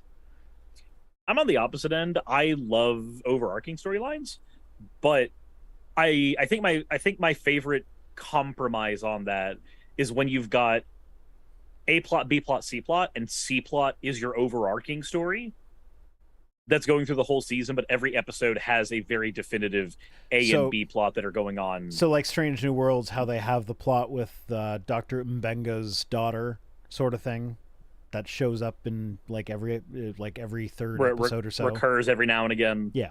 Yeah, like I while I like, and I think it's because I grew up with like Dragon Ball Z, so I really liked that everything organically flows together as opposed to being like chopped up thing. But I Yeah. also know when I was watching Star Trek, not the original series, but Next Generation, like I also found that some of the overarching things when they would like every now and again there'd be an episode going on about Q, or every now and then there'd be an episode going on about corruption in the Federation, like having that So stuff going on in the background, so there was a narrative that you could follow, and things weren't just sitcom-y, basically. so Blade Runner is saying the guy who plays the Andorian engineer that's Hammer is actually legally blind. So like he is actually blind. Huh? That's amazing. I love that. No, that's good. Like because a lot of the episodes he like comes across as being able to see perfectly fine, which a lot of people that are legally blind, they can't, like their vision is correctable, so like maybe he's got contacts that allows him to see perfectly fine, but like it's pretty great. um I don't know, I kind of like the like I like to watch Next Generation with the kids occasionally, and it's like it's nice that you can just drop in on pretty much any random episode, and yeah, they might refer back to stuff that happened earlier, but for the most part, it's self-contained. I really like that about most Star Trek, and so I've kind of missed that. Like that's kind of been the trend of TV shows. They go to these like overarching storylines, and I kind of They miss. go with the binge model. Yeah, and I do kind of like that to a degree. Like for Stranger Things, really works. I love Stranger Things. It's a great show. Um, for Star Trek, like yeah, it works for Discovery, but like I like that Strange New Worlds has gone back to the you can just watch an episode and it's fine if you haven't seen the previous episodes for the most part. Well, not to mention like the environment.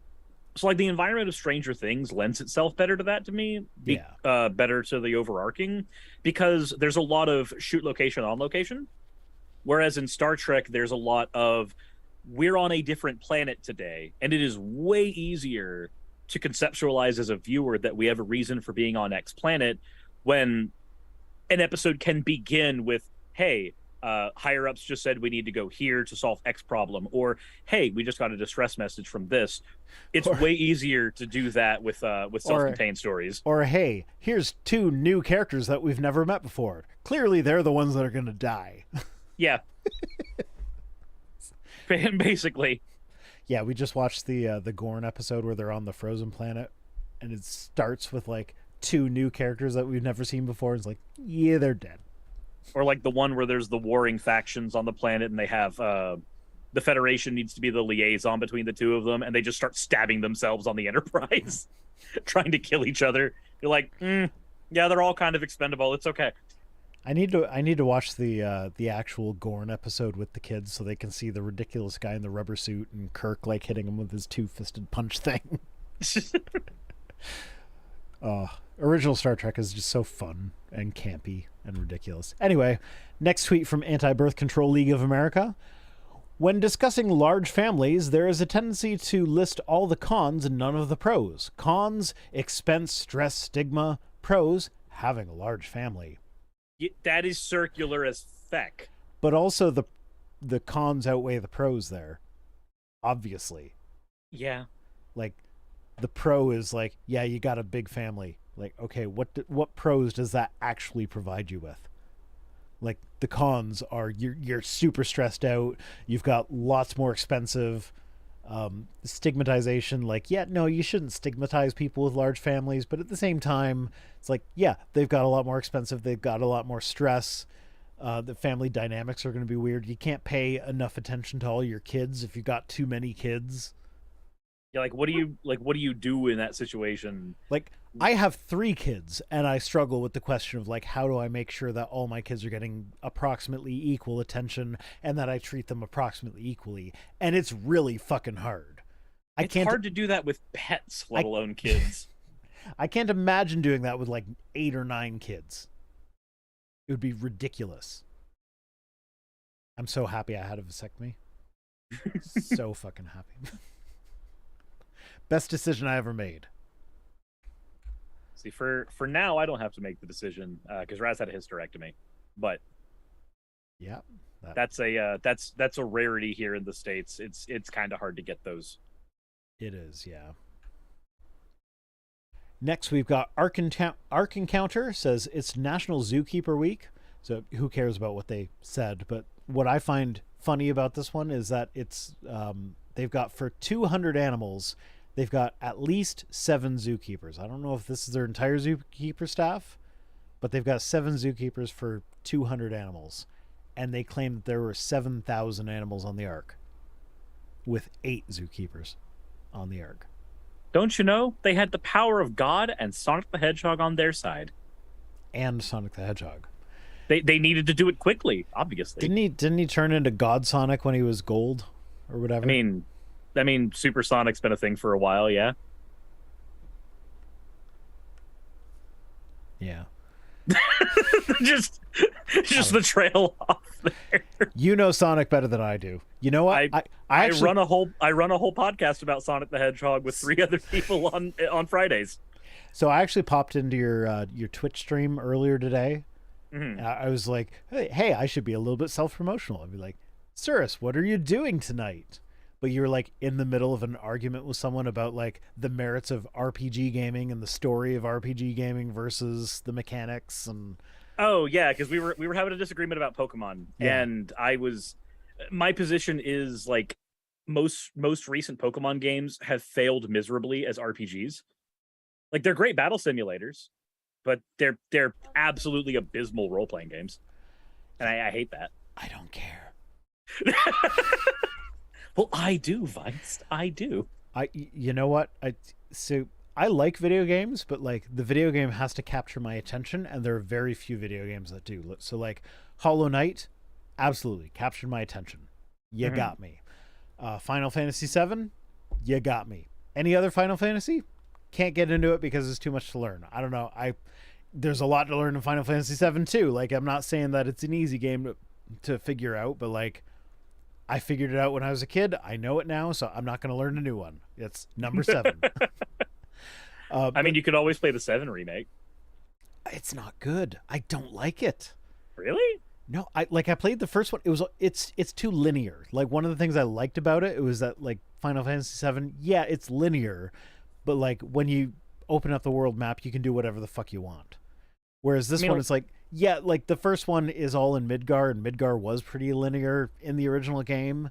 Yeah. But like the fact that you made a whole game out of that, you seem to be going the way of like Crisis Core, and Crisis Core was very linear. Like you can't deviate from the path. I feel like the second part of the remake is going to be the same. So like, I don't know. I'm not like, I played through it. I did kind of enjoy it. I'm probably never going to play it again. Mm-hmm. Like, whereas the original Final Fantasy VII, I've played it through like 7 or 8 times. That's a complete experience. Yeah. Yeah. So like, I don't know what it is, but like, I don't know. Like the video games that capture me completely, and I spend way too much time in them. Like Hollow Knight, I probably have over 2,000 hours in it. I don't know. The Switch stops keeping track after a certain time, and Steam, I know I've got over 400 hours in Steam. And because like I started in Switch and then I transferred to Steam because like Steam you can modify it and stuff. Like the mods, like the randomizers are fun. Oh, any Metroidvania with a randomizer is amazing. Yeah, it's pretty great. But like Final Fantasy VII is like, yeah, the original game, it's great. The remake, I get it. Some of it, like it kind of hits some nostalgia points, but like. Like there's just too much of like this is the path you're on and you can't deviate from that path.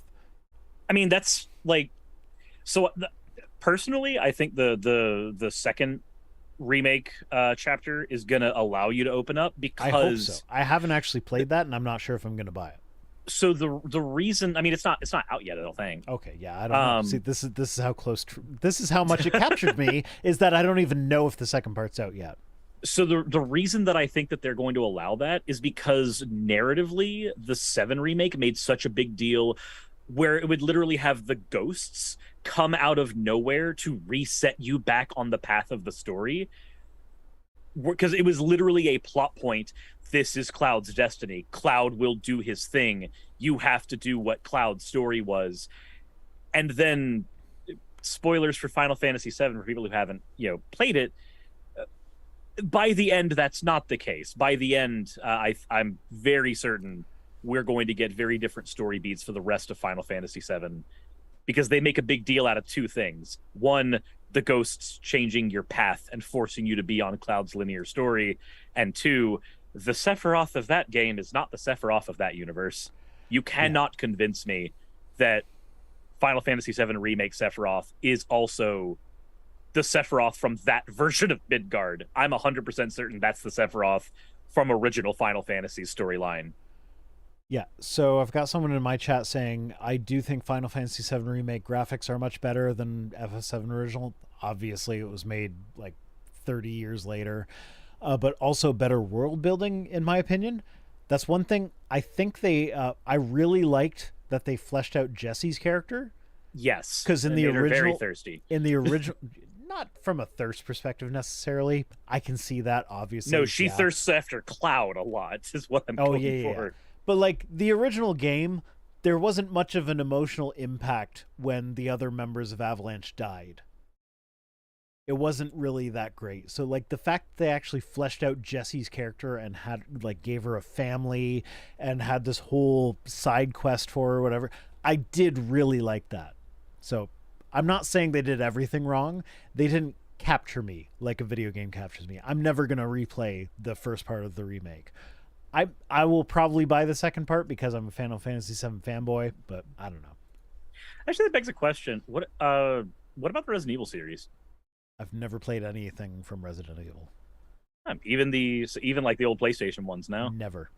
I only just started playing Half-Life, the original Half-Life games, because I started playing Half-Life Alyx. And I'm like, I have no fucking idea what's going on in the story here, so let's learn. What even is a Black Mesa? Yeah, like what the fuck? So I played through most of the first Half-Life, and then like eventually I just got bored of it, and I watched like a playthrough video instead of doing it myself. So I haven't completely finished it, but I know the story at least. So, but Half-Life Alyx I fucking love. It's amazing. So I would suggest, if you ever do like have a want to get into the Resident Evil series, do not play the PlayStation original. I beg and plead if you don't. Okay. The remake of it on Steam it's a 1-to-1 remake with improvements. Okay. But someone my Twidget seems to have frozen again. I don't know why Twitch is freezing tonight. See, Webb in your chat said, Rhino, send me your Steam info. I will buy you the Resident Evil 2 remake. That's what I was about to put up on Twidget. I think my Steam name is Vice Rhino or Vice.Rhino or something like that. I have like 2 people that have added me as friends, and I have not gotten around to like accepting their friend requests. And like at least one of them I know is like okay, and it's not that I am rejecting them, it's just I haven't accepted them. So I don't distinction there. I don't know, because I'm not really that much of a gamer. Like I play 2 or 3 games. I enjoy them. I heartily enjoy them. I get sucked into them, but like I don't play all the games. And so the idea of having friends is like, it feels like there'd be like an extra pressure of like, oh, well, this person's playing this game, so maybe I should join them. I don't know, whatever. Anyway. I've never felt that pressure myself personally, but I also hate people, so. Okay, that's fair. More tweets. So this next tweet, this one actually fucking hurts me personally, because this is from Harina Akuma. I might be saying that. I'm probably saying that wrong. I'm sorry. This person has been with me for years. They actually designed one of the avatars that was in my final competition for like what would become my final avatar before I had 10,000 subscribers. This person's been with me since the beginning. So this fucking hurts me. Like I have debated whether or not to include this as part of Twit tweets, because I'm like, oh, but I like this person. I know this person. There's someone that's been a fan for years, and I know they're a good person at heart, but this is such a bad take. And so this was in a discussion about puberty blockers, not any of the stuff that's in here. They say it's not anti-trans. I mentioned that like the things they were saying about puberty blockers were anti-trans talking points. So they're saying it's not anti-trans, it's anti-unnecessary harm. Gender dysphoric kids can wait 4 years, but 20-year-olds can't glue their tits back on nor regain the ability to reproduce. Not to mention all the changes made by HRT, that's hormone replacement therapy. With currently trending consistent affirmation model, it's even worse. So there's an aspect of this take that I agree with, but it's said in the worst way possible. Yes. So the constant affirmation thing, I do think is an issue, because there's a point where you do validate people's self-abuse in certain ways. Yes. However, categorically, when we are talking about trans issues, that's not the case. Currently, the consensus statistically is that by not having that affirmation, by not having that care for trans people, it leads to suicide. Their likelihood of suicide increased. They are one of the highest rates of suicidality, suicide ideation. And it's and there's a bunch of dumb talking points that come from this. I'm gonna rant about this tweet, if that's okay. Just a second though, because this was in response to this whole discussion was exclusively about puberty blockers. Puberty blockers are so that there might be a kid that is susceptible to the trends. They see that all the cool kids are trans or whatever, so they say that they are too. If they get through, it's so hard to actually get trans affirming care that puberty blockers are basically to keep a kid from going through dysphoric puberty until they actually know for sure that they are trans, until they're older and they can actually make that decision. Well, there's even more to it than just the dysphoric puberty too. There's certain things that happen during puberty that are almost irreversible. Like if you're assigned male at birth, and there's a way that your vocal cords will shape themselves, that it can take years of speech therapy to reverse, and even then, it's not always perfect. Yeah. It's not even just dysphoria stuff. It's biological changes that you can't deal with. The dysphoria during the time that they are going through puberty, that is a problem. But also, even after they start receiving care, it creates issues going forward that have to be corrected for. Like, if you have somebody who's a trans man, but they are going through a female puberty in the beginning, they can develop, if they develop sufficiently large breasts, guess what? As soon as they become able to actually start getting gender affirming care, they're going to, until they are able to get top surgery, which is very expensive, they're going to have to wear a binder. And that can get incredibly uncomfortable, especially for long periods of time. But that's what they're going to need to do as an adult, because you didn't give them the opportunity to avoid that puberty earlier. Yeah, absolutely. Well, because that's the whole point of the puberty blockers is a 20-year-old cannot glue their tits back on. So give them puberty blockers so they don't grow tits until they know whether or not they want them. Puberty blockers work for about 5 years. That's how they function currently. There are some side effects to them. Some of the side effects are identical to the side effects we see with birth control. Yeah. Well, also, worth mentioning before I forget to mention it is that puberty blockers are not the same as hormone replacement therapy. True. Hormone replacement therapy is people that have already gone through puberty. They need to change their hormonal balance to adjust how their body, and this ties back into the what defines sex conversation that we had earlier, is that you just from taking hormones, someone that went through puberty as male can grow breasts, and those breasts can be capable of lactating with nothing more than hormone treatment. Yeah, almost as if our bodies are capable of both things all the time. Yeah. But puberty blockers are not hormone replacement therapy. They're not the same thing. So this tweet, when it begins, it's not anti-trans, it's anti-necessary harm. This reads to me like, I'm not anti-gay, I'm anti-gay marriage. That's how that reads to me. It's the same logic. But also, puberty blockers are to prevent unnecessary harm. Yeah, that's their job. Because that's the thing. This is one of the things. Trans affirming care has a 99% success rate in if you give a trans person trans affirming treatment, it's got a 99% success rate in the treatment. For any medical treatment, that's unprecedentedly good. I've had There's 3 also glasses of the scotch. But yeah, no, so like if you get medical treatment for your cancer, if there's like a 70% success rating for that treatment, that's amazing. Trans care has 99% effectiveness. Why would we not give it? Not to mention, like, going through this tweet, when you say like a 20-year-old can't glue their tits back on, guess what? Yes, they can. It's called a breast implant.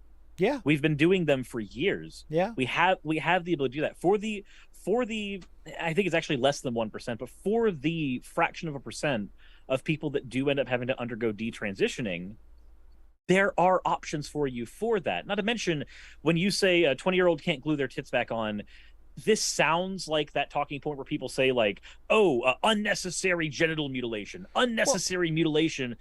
You mean surgery? You mean the concept of surgery? The unstated assumption here is that this is happening to children, that we're giving trans-affirming surgeries to children, which we are not. That's the point of the puberty blockers, to stop them from going through dysphoric puberty, so that it's easier to treat them for being like to give them trans-affirming care later in life when it can be firmly established that yes, you are trans, no, you're not following the trend, as is the fear, because puberty blockers are reversible. To reverse the effects of puberty blockers, you just stop taking them, then you go through puberty. Because it's the same. It functionally, what they perform for the body is the same thing that the body would naturally do if you underwent a late stage puberty, and most of the risks with puberty blockers are identical to the same risks you get with late stage puberty. One of the biggest ones is like there's a chance of some bone weakness. You might experience some bone weakness. That happens with late stage puberty too. Well, and the doctors that are prescribing puberty blockers, one of the things they're also doing is being like, hey, this is one of the known side effects. Take extra calcium, take extra vitamin D, and follow this workout regimen to prevent that. Not to mention, like, I know that a big headline came out, and you know, people like Blair White have been shouting it out and freaking out about it and going, oh my God, the trust the science people are really quiet right now. It was the study that found that there were 6 cases of brain swelling. Yeah, I was about to bring that up. That like this was literally in response to me retweeting that. It's like, yeah, there were 6 cases of brain swelling. Do you know how many cases? Like how many of those cases actually had to do with trans-affirming care versus 1. Just precocious puberty? It was just 1. It was 1. Not to mention, as far as puberty blockers are concerned, 6 cases out of the 3,000 to 4,000 per year that get prescribed puberty blockers. That's literally nothing. That is considered, like, the absolutely. Article that I read on I it, don't say that to minimize the people that are actually going through the problems with brain swelling and stuff like that. Absolutely, that's an issue. But statistically speaking, it is insignificant. It's what was the way it was phrased? It was, when I was reading an article on it, the doctor specifically phrased it as it doesn't even reach the criteria for statistical significance. Yes, it's like vaccines. Like, yes, vaccines do sometimes cause harm, but the harm that they prevent overwhelmingly is like it so much outweighs the harm that they cause, to the point where like vaccines are, I would consider vaccines to be the most important medical development in human history. And this is along those same lines where like the downsides are so minimal, as like, yes, absolutely it sucks for the people that experience those. I'm not trying to minimize that, but statistically speaking, it's probably not going to happen to you. Yeah, and again, the amount of people that experience brain swelling, do you know there is another medication commonly on the market that has the exact same chance of that side effect and that exact same side effect, and it's just the birth control pill. The birth control pill has the exact same side effect in almost the exact same chance of happening. Birth control pill is almost hormone replacement therapy of a kind, isn't it? Because like it's hormones that stop your body from producing or from ovulating, basically. Yeah. But yeah, also, well, what I compared this to is like acetaminophen or Tylenol. Yeah. It like 50,000 people or 50,000 kids are admitted to ERs every year with problems caused by Tylenol. Tylenol causes acute liver failure. Tylenol can cause pulmonary edemas.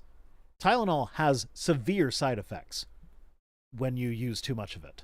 There's a reason why the Tylenol bottle says if you're using, like, if symptoms persist for more than 5 days, stop taking Tylenol, go see a doctor. Was that acetaminophen or ibuprofen? Acetaminophen. Acetaminophen. Okay. Because I know that, like, for instance, my partner Ibuprofen Raz, has health effects as well. yes, like But Raz is not able to have ibuprofen specifically because it's an NSAID.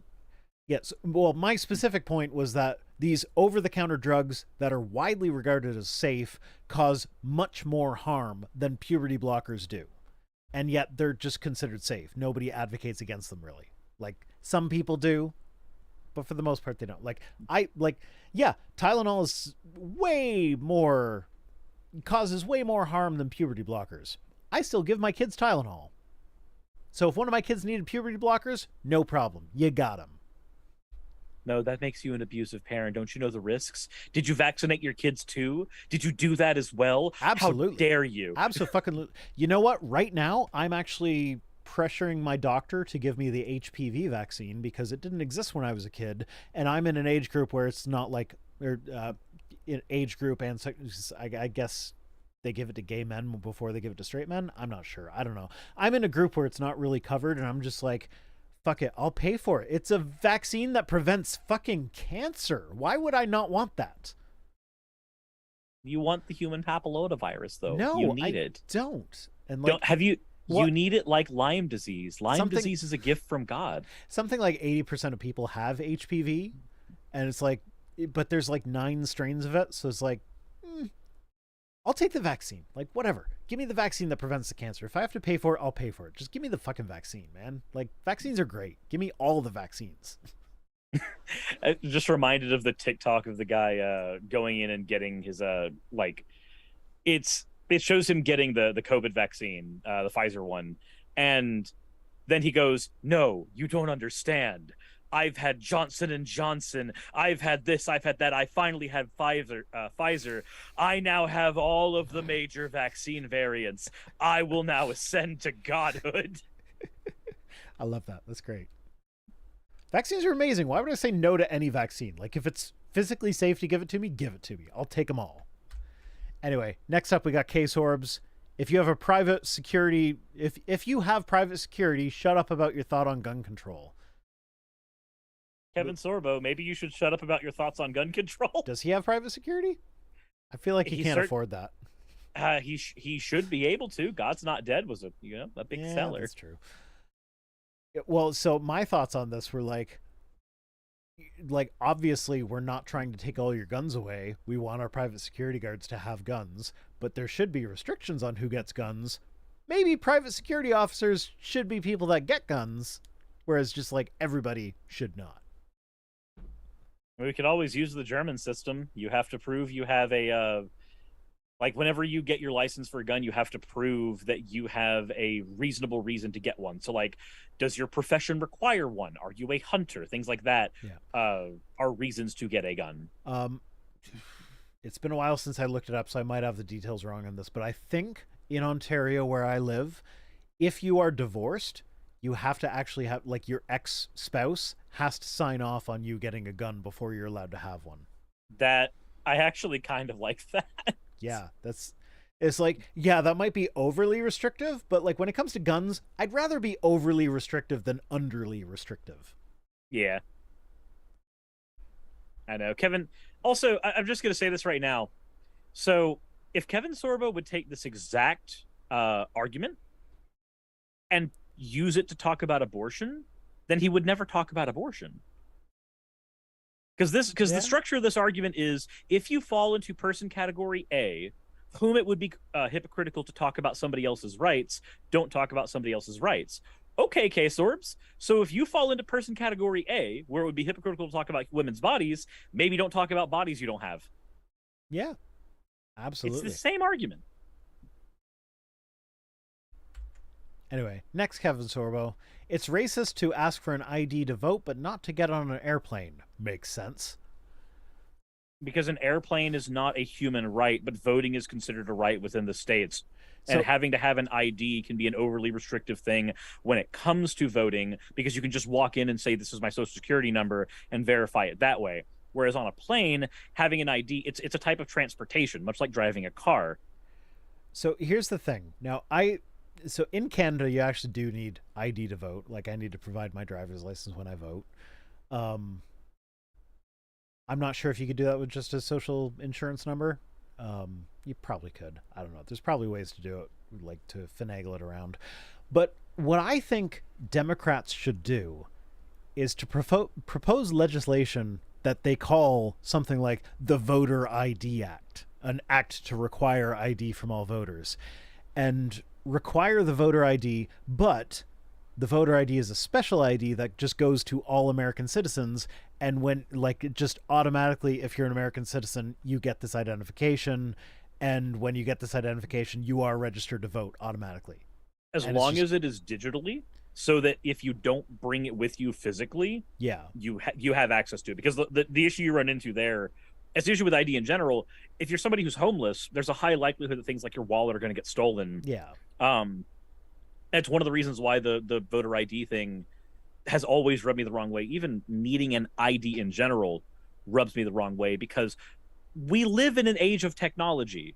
We have everybody's information categorized down to your blood type on a digital system.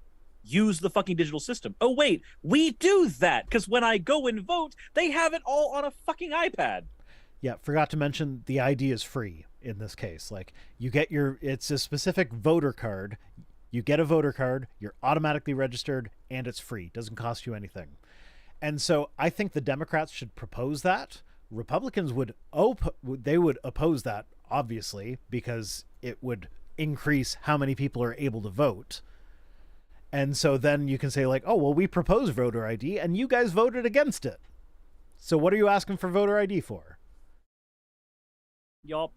Also, Nicodemus and Halpaz, thank you both for following over on my end.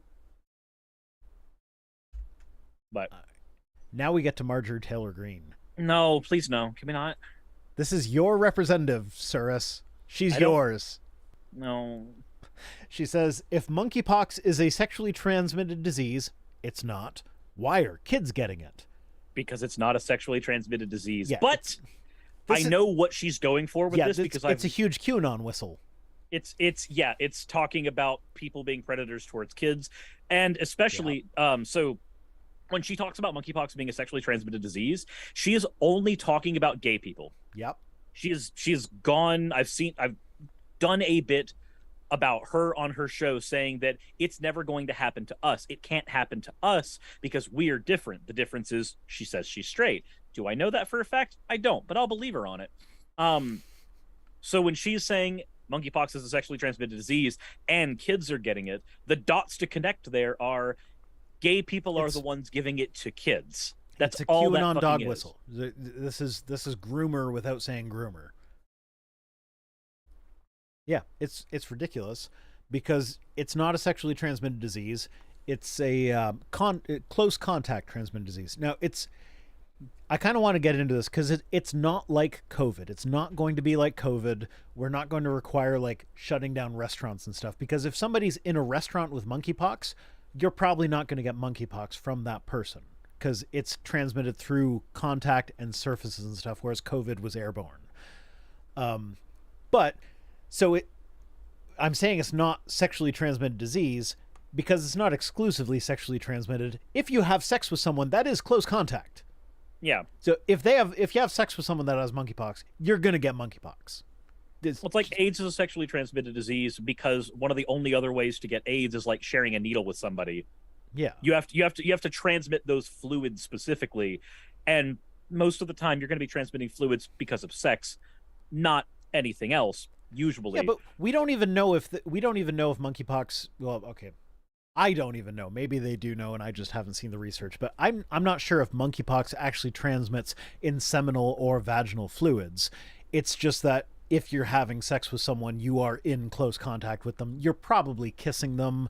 You're exchanging all sorts of different bodily fluids. Yeah. So you're going to get their monkeypox. But like you can get it from the blanket afterwards. Like if two people have sex on a bed and then you go sleep in that bed, you could get monkeypox from that even if you didn't have sex with either of those two people. Well, the thing is, it is a pox, and most poxes are transmitted via skin contact or skin contact with clothing. This is why like smallpox blankets were a thing. This is why burning like children's toys was a thing during the smallpox epidemics in the United States, because as much as you love that teddy bear, you were infected and you touched it, it's got to go. Yeah. So now monkeypox specifically, another benefit that we have with monkeypox over COVID is that this is not a new disease. We already have a vaccine for monkeypox. And on top of that, the smallpox vaccine is about 85% effective against monkeypox. And so that's like that's some really good news as far as... Not to mention, we already had an outbreak of monkeypox over a decade ago, so we've got data to work with too. Yeah, so this is not like... One of the things about COVID was that it was a new virus that was like completely... It was pretty much completely new. Like it's in a category of viruses that we know, but it itself was a new virus that wasn't really like there was no vaccine that we had for it. There was no data that we had for it. Whereas monkeypox, we've known about it for at least 50 years now. We've got a vaccine. The smallpox vaccine is also effective against it up to like 85%, which is friggin' awesome for a vaccine. I mean, the whole reason that most pox viruses end up working within their own families, if you look at the history of vaccines, smallpox or cowpox was one of the first diseases treated with vaccines. No, so smallpox was treated with vaccines, but the first vaccine was actually to infect the person with cowpox, because cowpox was much more survivable than smallpox. They used cowpox pustules to do it. It was actually one of the earliest Dangers of Woo episodes I did on my channel. Well, so the original smallpox vaccine, the cowpox, infecting someone with cowpox, it had something like a 10% mortality rate. So like the vaccine would kill 10% of the people that got the vaccine. And that was and that was the vaccine. Okay, maybe it wasn't smallpox, maybe it was something else, but like that was the vaccine that the Supreme Court of the United States decided that yes, you can force your citizens to get that vaccine, when it had a 10% fatality rate. And so now with modern technology where vaccines have a less than 1% fatality rate, like significantly less than 1% fatality rate, and it's like just extremely safety oriented before it even gets to the general public. Well, a huge thing that helps now is that mRNA vaccine technology has become a lot more prevalent in the last decade. And mRNA vaccine technology allows your body to manufacture the spike protein for the disease, as opposed to you having to introduce a deadened version of the disease into the body. That's much more efficient. Yeah, absolutely. So for this segment of the video, I will put a card in my thing to my vaccine video, but like I did a video on the vaccines and like how they developed the mRNA vaccine so quickly. Cause like the COVID vaccine, we had a working vaccine within 2 days of the genome of COVID being sequenced. We had the vaccine, but it took more than a year to actually say like, okay, this vaccine is safe and we can use it. So, but these people are saying, oh, it's still experimental. No, they did all the experiments already. It's just that the mRNA technology allowed them to develop it so quickly that the experiments happened a lot quicker than we're used to with vaccines. I think that's the thing that people don't understand. Like the way we used to grow vaccines is we would have to get a culture of biomass, grow the disease on the culture, and then harvest enough of that from those cultures to make a vaccine, which then required doing even more. With mRNA, the only problem we have is transportation. You just need to figure out... Yeah, you just need to figure out which sequence of the viral DNA is the protein that we need to figure out, like to let your body know to identify that protein.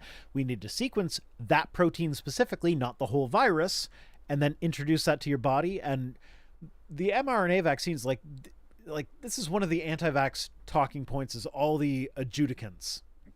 Adjudicants? I don't know. I've had too much scotch to know these words off the top of my head, but like all the additives that they add to the vaccines, the thimerosal, the like all this crap that's supposed to, like, they scaremonger about, but the purpose of it is to stimulate your immune system to actually respond to the thing. With the mRNA vaccines, it's literally just like, here's some mRNA and it's contained in oil droplets. If you look at the ingredients of the mRNA vaccines, it's like mRNA, oil, water, a little bit of salt. That's it. Mm-hmm. Like, there's nothing. They are the safest vaccines we have ever fucking developed. Because literally all you're doing is just introducing something for your body to make a protein. That's all it is. The biggest issue we have with mRNA vaccines, truly and honestly, is transportation. Yeah. Because they have to be refrigerated, so getting them from one location to another can cause problems. But that's it. Like storage and refrigeration. So Dr. Tisha says adjuvant. It's an adjuvant. That's the word I was looking for. Anyway. Peg City says, so mRNA vaccines are essentially spicy salad dressing? Oh my god, they are. Yeah. Yeah, I have a little bit of they're just salad dressing going into your arms. Oil and water, a little bit of vinegar. Why not? Okay, this is the last tweet of the night, and then I have to go cuddle my daughter, who's been like downstairs waiting for like 40 minutes. The transformed wife says college is a huge trap for most women. Instead of giving them the freedom that was promised, they become slaves to their debt and to their job. It keeps them far away from what is valuable in life: a husband, children, and their home. Don't fall for the trap, women. Like, why is that only valuable to women? Why not men? I also have a question about this. How is the modern capitalist system as it exists right now not already doing that anyway? You're going to become a slave to your job. You're going to become a slave to your debt. That's just a feature, not a bug, of a system that is built on that. I want Transformed Life to take these criticisms and apply them at a macro level and understand that, oh, wait a minute. That just doesn't fucking work in our society. This is just how reality is. Oops. Yeah, like, I was in the extreme minority in that Mrs. Rhino could actually stay home with the kids. Most people can't afford that. And even us, like, there were times when we really probably should have sent her to work. I know, like, in my situation, granted, I say this as somebody doing a subathon so that I can earn enough to pay for broken appliances in the house. Yeah. But me and Raz are really lucky that YouTube as a job is at least enough for us to afford everything we do. Now, we don't have kids. We have a lot of animals, which, you know, one step left, another step back. But not everybody's in that situation. Most people aren't in that situation. I know my parents, when the economy was better than it is right now, still had to both work in order to provide for the house in any meaningful way. Like, this is just how things operate. So about that, I accidentally gave myself a 25% pay cut this month because I forgot to charge patrons for one of my videos last month. Oh, I've done that. It feels like when Patreon sends you like $400 or $500 less than you're expecting. You're like, wait. I'm looking at the thing. I'm like, wait, why is my Patreon payout so low? Like, it hasn't been this low for like 2 years. What the fuck is going on? Shit! I didn't charge for that one episode. God damn it. Yeah, I'll be fine. Super chats are appreciated, though. Are you saying you don't need me to raise several $1,000s on your channel again? No. I will be fine. I mean, because I can do it. I did it before. I'll do it again. I won't say no to that, but I feel like you might need don't make me raise money for you. It's one of the, like, it hurts, but I am in the fortunate privileged situation where it's like, yes, it hurts, but I'll survive. A lot of people, if they take a 25% pay cut in 1 month, they'll lose their house, they'll lose all, like, their insurance and all sorts of shit. Like, I'll be fine. I'll survive. It's just a bit painful. But, like, yeah, I'm fairly privileged as far as that is concerned, and I really do appreciate that. Anyway, that was the last tweet for the evening. I should probably roll the end credits because my daughter's like patiently waiting on the couch for me to come and cuddle her, because she since her mother died around 10 o'clock at night, she always wants her, we call them emergency cuddles. It's not really an emergency anymore. Otherwise, I would have just like immediately ended the stream as soon as I saw her. But yeah, it's one of those things that now it's become a habit that probably doesn't need to happen, but I'm not going to discourage it. If it's a creature comfort that helps with mental health, there's nothing wrong with it. Yeah. So thanks so much for joining me. I appreciate it. It's been fun. We've been all over the place tonight. Yeah, it's true. Although we True. did stay more on topic than we've managed to in previous streams. So Are you sure about that? You're going to say differently when you look at the VOD. yeah, I'm gonna go watch the recording back and be like, what the fuck was I talking about? Yeah, no, I think I look forward to the message tomorrow where you message me on WhatsApp and go, so I actually lied. We did not stay on topic. We'll see. Everybody super chat me in the last 2 minutes to make up for my 25% pay cut. Jesus. Bye. Okay, where's my end credits video? There it is.